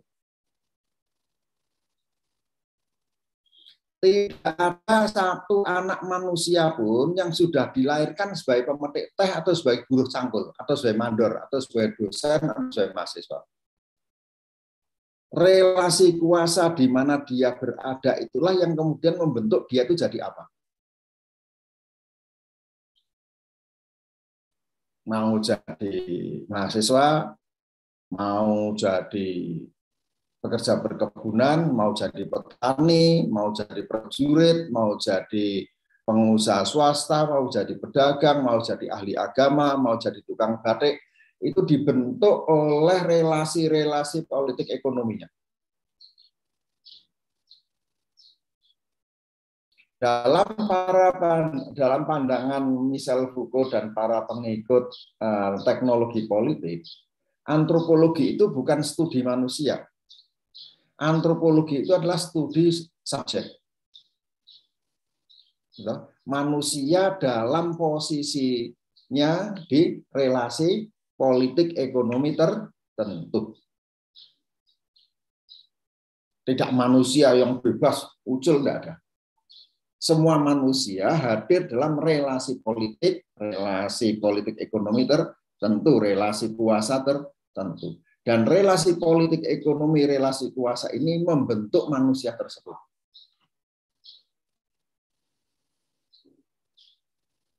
Dah, sampai di sini dulu, satu langkah ini. Paham apa tidak? Manusia menjadi petani itu bukan karena dia itu beradaptasi dengan lingkungan sebagai tidak. Manusia menjadi orang perkebunan atau manusia menjadi pemburu peramu bukan semata-mata beradaptasi, tapi dia dibentuk oleh relasi menjadi subjek pertanian, subjek berburu meramu, subjek perkebunan, dibentuk oleh relasi kuasa yang ada di situ. Nah, konsep ini ya serodo perlu waktu untuk bisa mengerti ora apa-apa. Nah, tapi sekarang direfleksikan pada diri kalian. Nah, kalau menurut filsafat generik ya kita semuanya manusia. Nek jare kabeh wong padha setara. Padha kabeh. Ya mungkin pada saat lahirnya sama. Lahirnya sama-sama telanjang seorang Allah.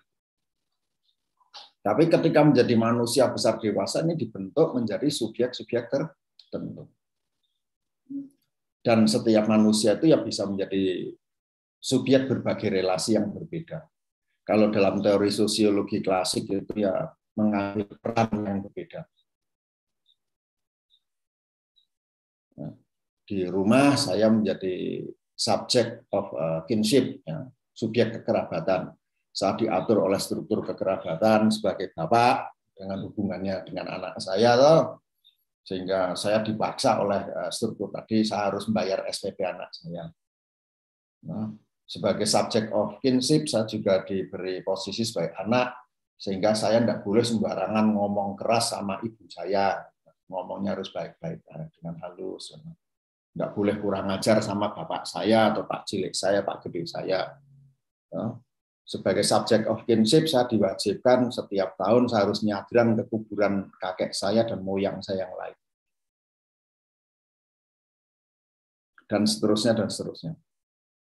Manusianya ya saya nih, subjek pujo, tapi dia itu bisa menjadi subjek dari berbagai relasi yang berbeda-beda. Dan di dalam setiap subjek ini dia diikat oleh peraturan-peraturan, relasi-relasi tertentu, kamu harus berperilaku seperti ini. Sebagai subject of education, sebagai subjek pendidikan, saya harus berperilaku seperti ini, ngomong nang ngarepmu, ngomong seolah-olah ngerti, pinter-pinter, oke, seolah-olah kayak ngerti-ngerti, yo kayak pinter-pinter. Tapi tentu saja akan jadi lucu dan aneh dan akan dibilang kurang ajar kalau saya ngomong kayak gini di depan ibu saya atau mak cilik saya atau pak cilik saya. Aduh nek iki kurang ajar, oke bocah wingi sore karo wong tuwa ngomong kaya mengkono.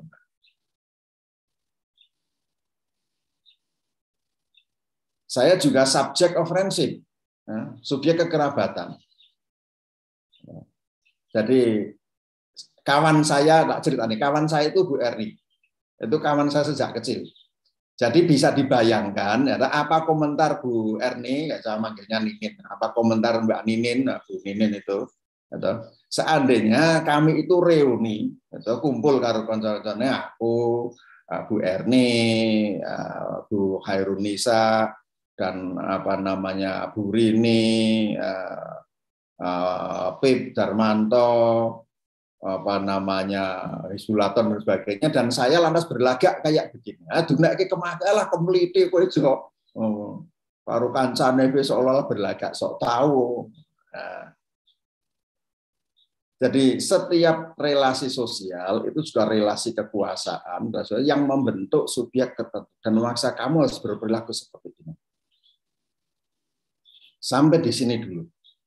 Ada pertanyaan atau komentar atau klarifikasi atau tidak? Mbok sithik ora apa-apa. Pokoke iki tak jelaske awalane wae ya, engko detailnya takon karo Mas Gunawan, karo Mas Trisno, karo Bu Ninin dan seterusnya. Karena urusan subjek Mas Gunawan lebih pinter timbang aku membuka lawang ini. Silahkan Mbak Mas, kalau ada pertanyaan, ada klarifikasi.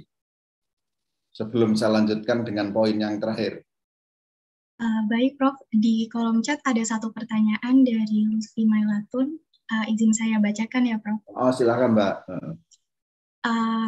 Sebelumnya mohon maaf, izin bertanya lewat chat. Di awal disebutkan bahwasanya tidak ada manusia yang bisa hidup di luar lingkungan. Manusia hidup dalam lingkungan dan melakukan interaksi dengan komponen-komponen yang ada di lingkungannya. Namun, belakangan ini hubungan tersebut berjalan secara tidak seimbang. Manusia dengan kemampuan ilmu pengetahuan dan teknologinya lebih bersifat eksploitatif terhadap alam, sehingga muncul berbagai permasalahan lingkungan. Permasalahan lingkungan terjadi karena pandangan manusia yang keliru terhadap alam. Bagaimana pandangan Prof. Pujo terhadap hal tersebut? Pandangannya ya tidak apa-apa. Pandangan saya baik-baik saja. Ya demikianlah naturnya kehidupan ini. Jadi bahkan ini ya Mbak, bahkan pandangan anggapan bahwa kerusakan lingkungan ini disebabkan oleh pandangan manusia klasik yang mengatakan alam itu disediakan untuk manusia itu juga perlu kita kritisi. Jangan-jangan pandangan tersebut keliru. Bahwa hubungan manusia dengan alam itu cenderung eksploitatif dan alamnya menjadi makin rusak, makin polutif dan sebagainya, bukan karena manusia punya pikiran alam itu untuk manusia, tapi ya karena tekanan populasinya makin banyak, kebutuhan hidupnya makin banyak.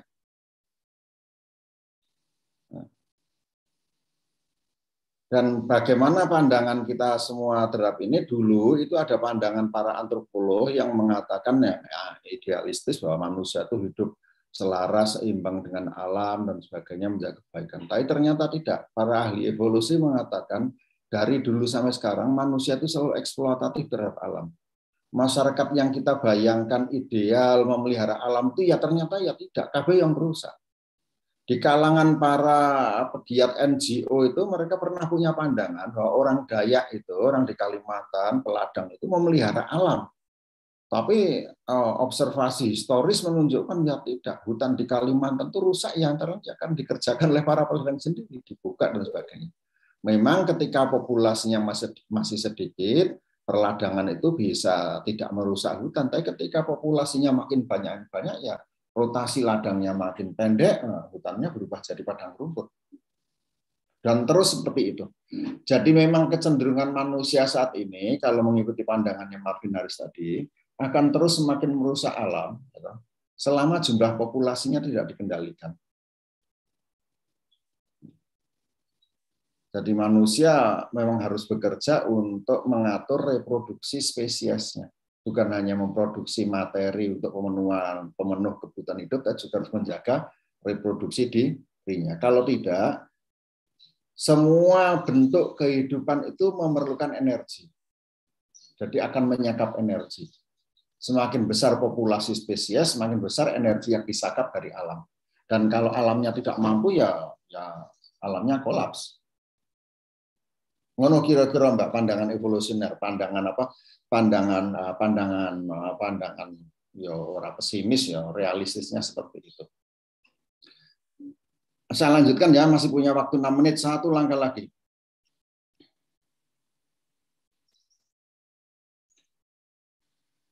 Subjek yaitu manusia yang dibentuk oleh relasi politik ekonomi, oleh relasi kuasa, itu punya satu ciri lagi.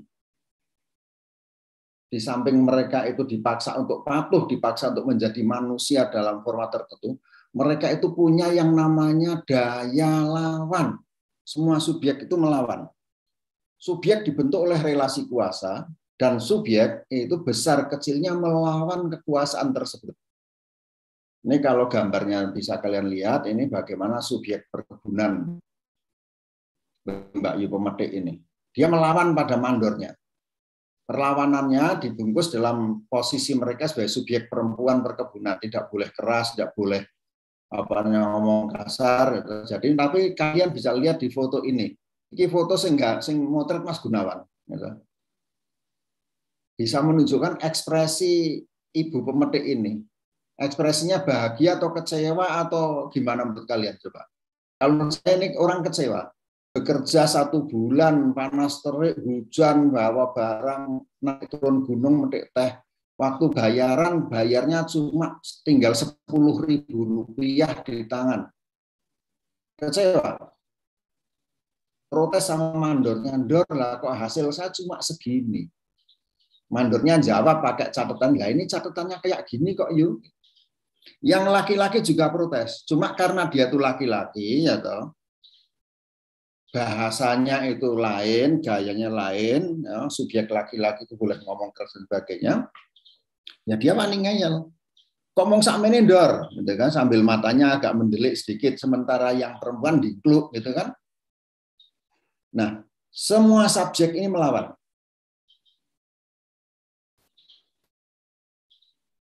Dalam pandangan politik teknologi politik dan dalam adaptasi lingkungan ini, kita bisa tahu sekarang bagaimana para petani melakukan pemberontakan, perlawanan, para buruh melakukan perlawanan, para pekerja kereta api melakukan perlawanan, semuanya melawan. Melawan siapa? Melawan rejim, melawan relasi kuasa yang membentuk mereka.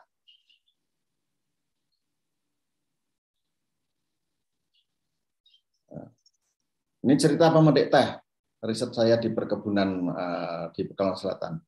Pemetik teh ini kerja di kebun, ya toh. Tapi kalau berangkat memetik teh itu pakai pakaian bagus dan berhias. Jadi seperti mereka mau kerja di kantor. Mengapa? Nah, laki-laki di perkebunan itu karena tidak mampu atau tidak mau memberikan penjelasan yang masuk akal, para laki-laki di perkebunan itu malah menyikapi aksi kaum perempuan itu dengan ejekan, membuli perempuan. Para pemetik teh ini diajak mangkate koyo ronggeng, baline koyo celeng. Berangkat kerja kayak cantik kayak ronggeng, nanti pulang kerja sudah kayak babi hutan. Menghina sekali. Ya. Nah, bagaimana hal ini bisa terjadi? Dalam analisis saya, pemetik teh ini dibentuk menjadi pekerja lapis bawah perkebunan. Ya, dijadikan subjek perkebunan, lapis paling bawah. Tanpa mereka, proses produksi perkebunan akan macet, namun mereka dibayar murah. Mereka juga dijadikan simbol kemiskinan dan kebodohan. Anak perempuan yang tidak mau sekolah atau malas belajar dimarahi orang tuanya. Memangnya besok kamu jadi wong metik, tukang teh. Upah murah ini adalah kombinasi dari mekanisme pasar dan relasi gender yang tidak adil, kuasa gender yang tidak adil. Sing enak-enak nggo wong lanang, sing angel-angel, sing abot-abot, sing murah-murah nggo wong wedok. Bahwa relasi gender kita ini juga relasi kuasa yang tidak adil. Kalau ditinjau, laki-laki bisa juga menjadi pemetik teh, tapi mereka tidak mau karena upahnya murah. Mandor juga tidak mau mengangkat laki-laki sebagai pemetik teh karena laki-laki itu suka membantah dan susah diatur. Janjane wong wedok ki bisa membantah dan bisa susah diatur. Tetapi konstruksi sosial kita mengatakan wong wedok ki apike menengan, dingkluk, sing patuh, nek wong lanang kuwi entuk grawokan. Nah, jadi subjek perempuan pemetik teh ini juga dibentuk oleh relasi sosial seperti itu.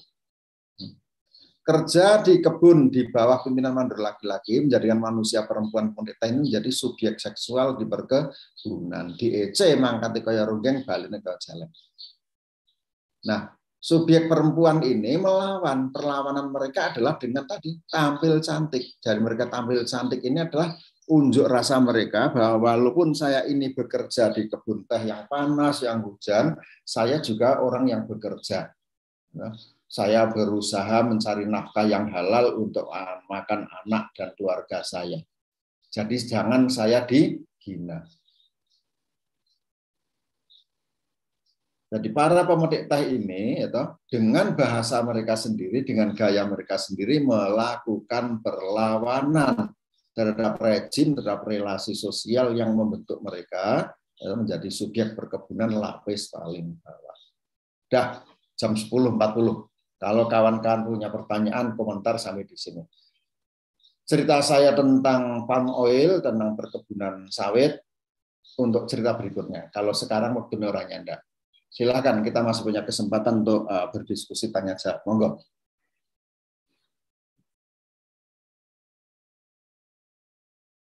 Monggo Mas Arsongko. Ya, terima kasih Mas Pujo. Saya dulu mahasiswanya Mas Pujo nih, tapi mahasiswa KKN.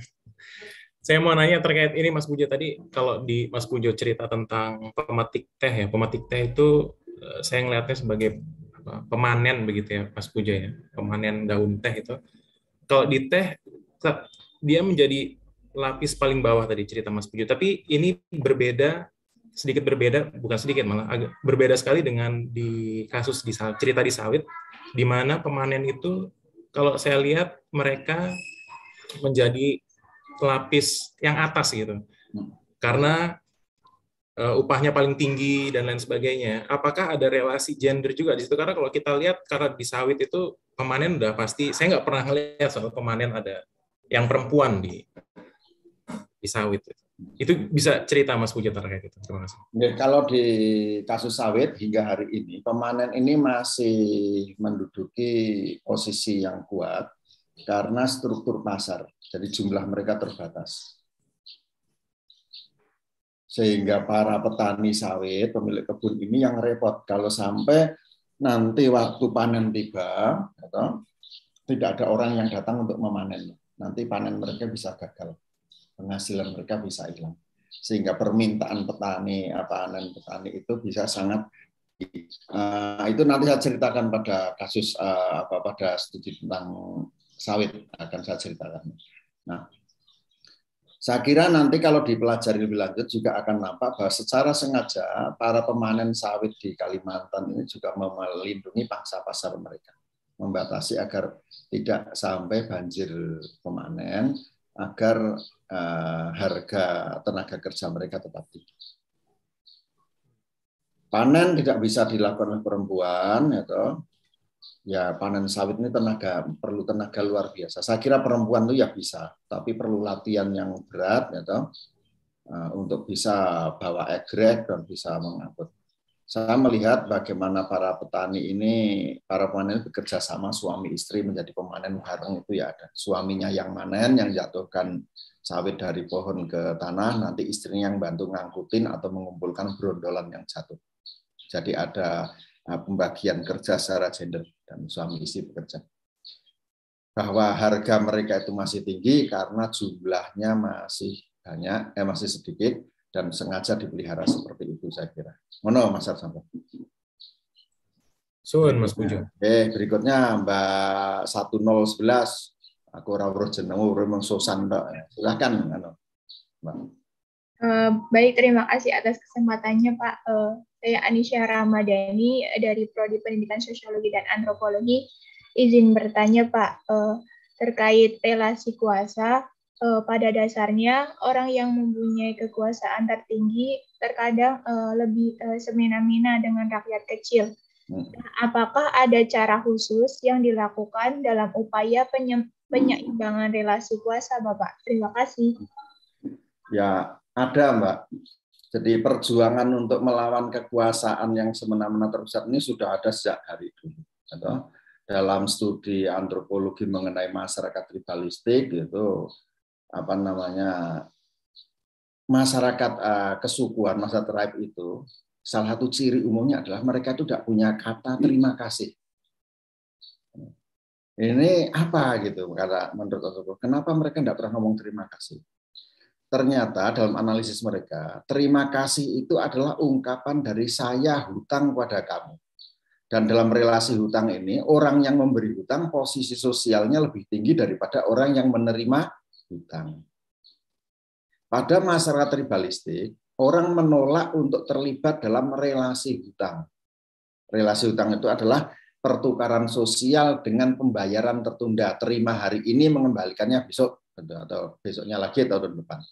Nah, masyarakat tribalistik itu menolak. Menerima hari ini, ya mengembalikan hari ini, sehingga posisi sosial mereka itu selalu sama terhadap orang lain. Equal.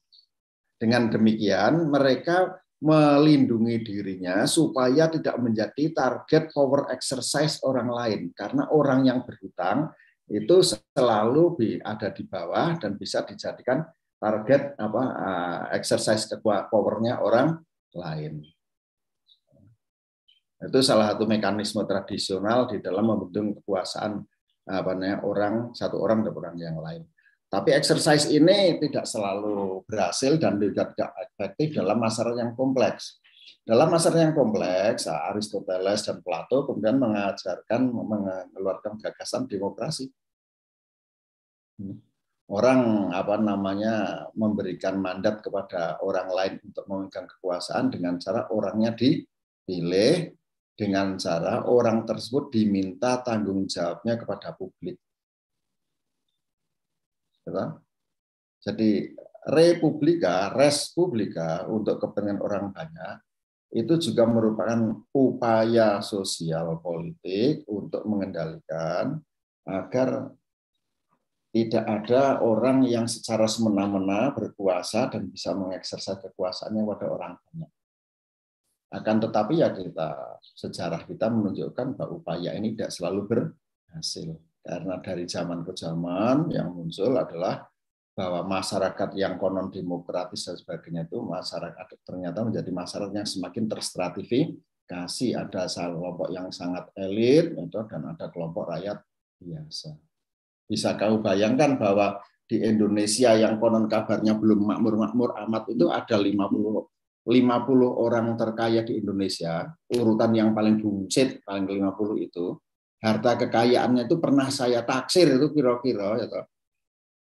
Kalau hartanya itu disimpan di dalam bank dan dia menerima bunga dari harta tersebut, maka bunga atas hartanya dalam satu hari itu sama dengan gaji saya sebagai dosen selama 40 tahun. Ada ketimpangan.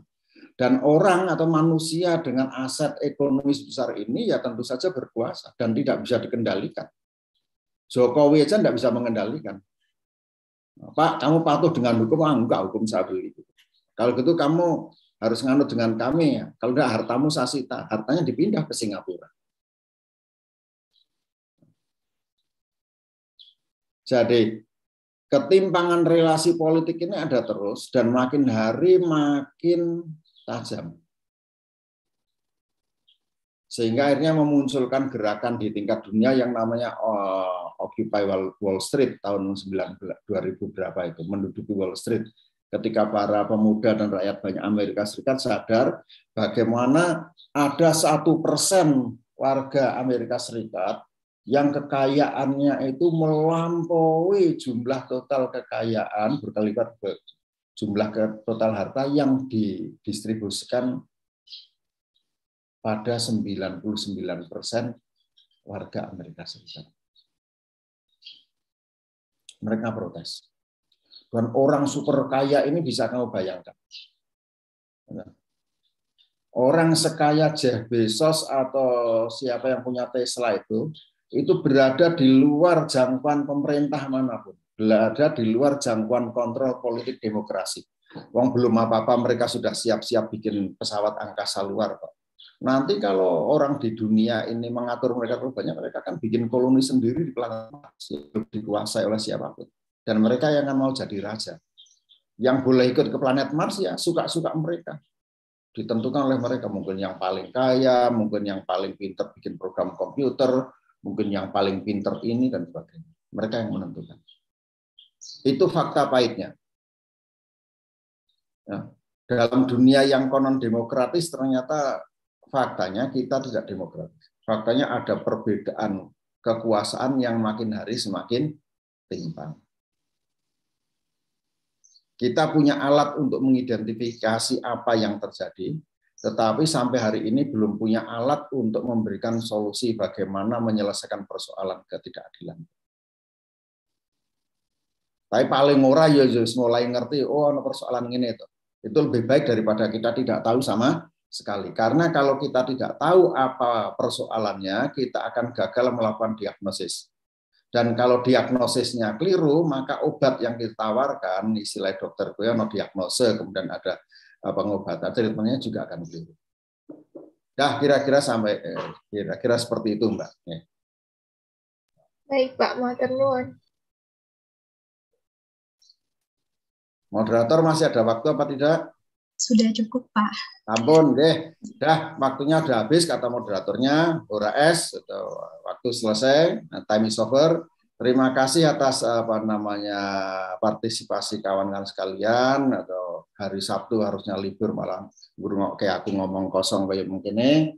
Harapan saya ya mudah-mudahan omongan ini ya kosong ya ora kosong banget loh. Muga-muga ada manfaatnya. Ada manfaatnya bagi kita, jadi barokah bagi kita semua. Jadi membuat kita makin paham, makin mengerti, dan yes, nek carane aku ya minimum tahu krungu, nek tahu krungu, tak kenal, ya, maka tak sayang, atau tak pernah dengar maka tidak mau. Kita sudah pernah dengar, mau tertarik, mau membaca lebih nanti lama-lama pintar. Maka nggih, matur nuwun sanget awit undanganipun, awit ulumanipun. Kawan-kawan jaga kesehatan, tidak usah berkerumun dulu, ya, Omikronnya masih menyebar di mana-mana. Insya Allah kita ketemu lagi pada kesempatan berikutnya. Assalamualaikum warahmatullahi wabarakatuh. Waalaikumsalam warahmatullahi wabarakatuh. Terima kasih. Demikianlah acara kuliah umum Conservation Education on Asian Community. Kami ucapkan terima kasih atas partisipasi teman-teman semua yang sudah menyimak, memperhatikan, dan aktif dalam sesi diskusi. Kami juga mengucapkan terima kasih kepada Profesor Pujo atas materi yang sangat bermanfaat. Marilah kita tutup acara ini dengan mengucapkan lafaz hamdalah. Alhamdulillahirabbil alamin. Akhir kata, saya Jazilatun Nafisah, pamit undur diri. Sekian, wassalamualaikum warahmatullahi wabarakatuh.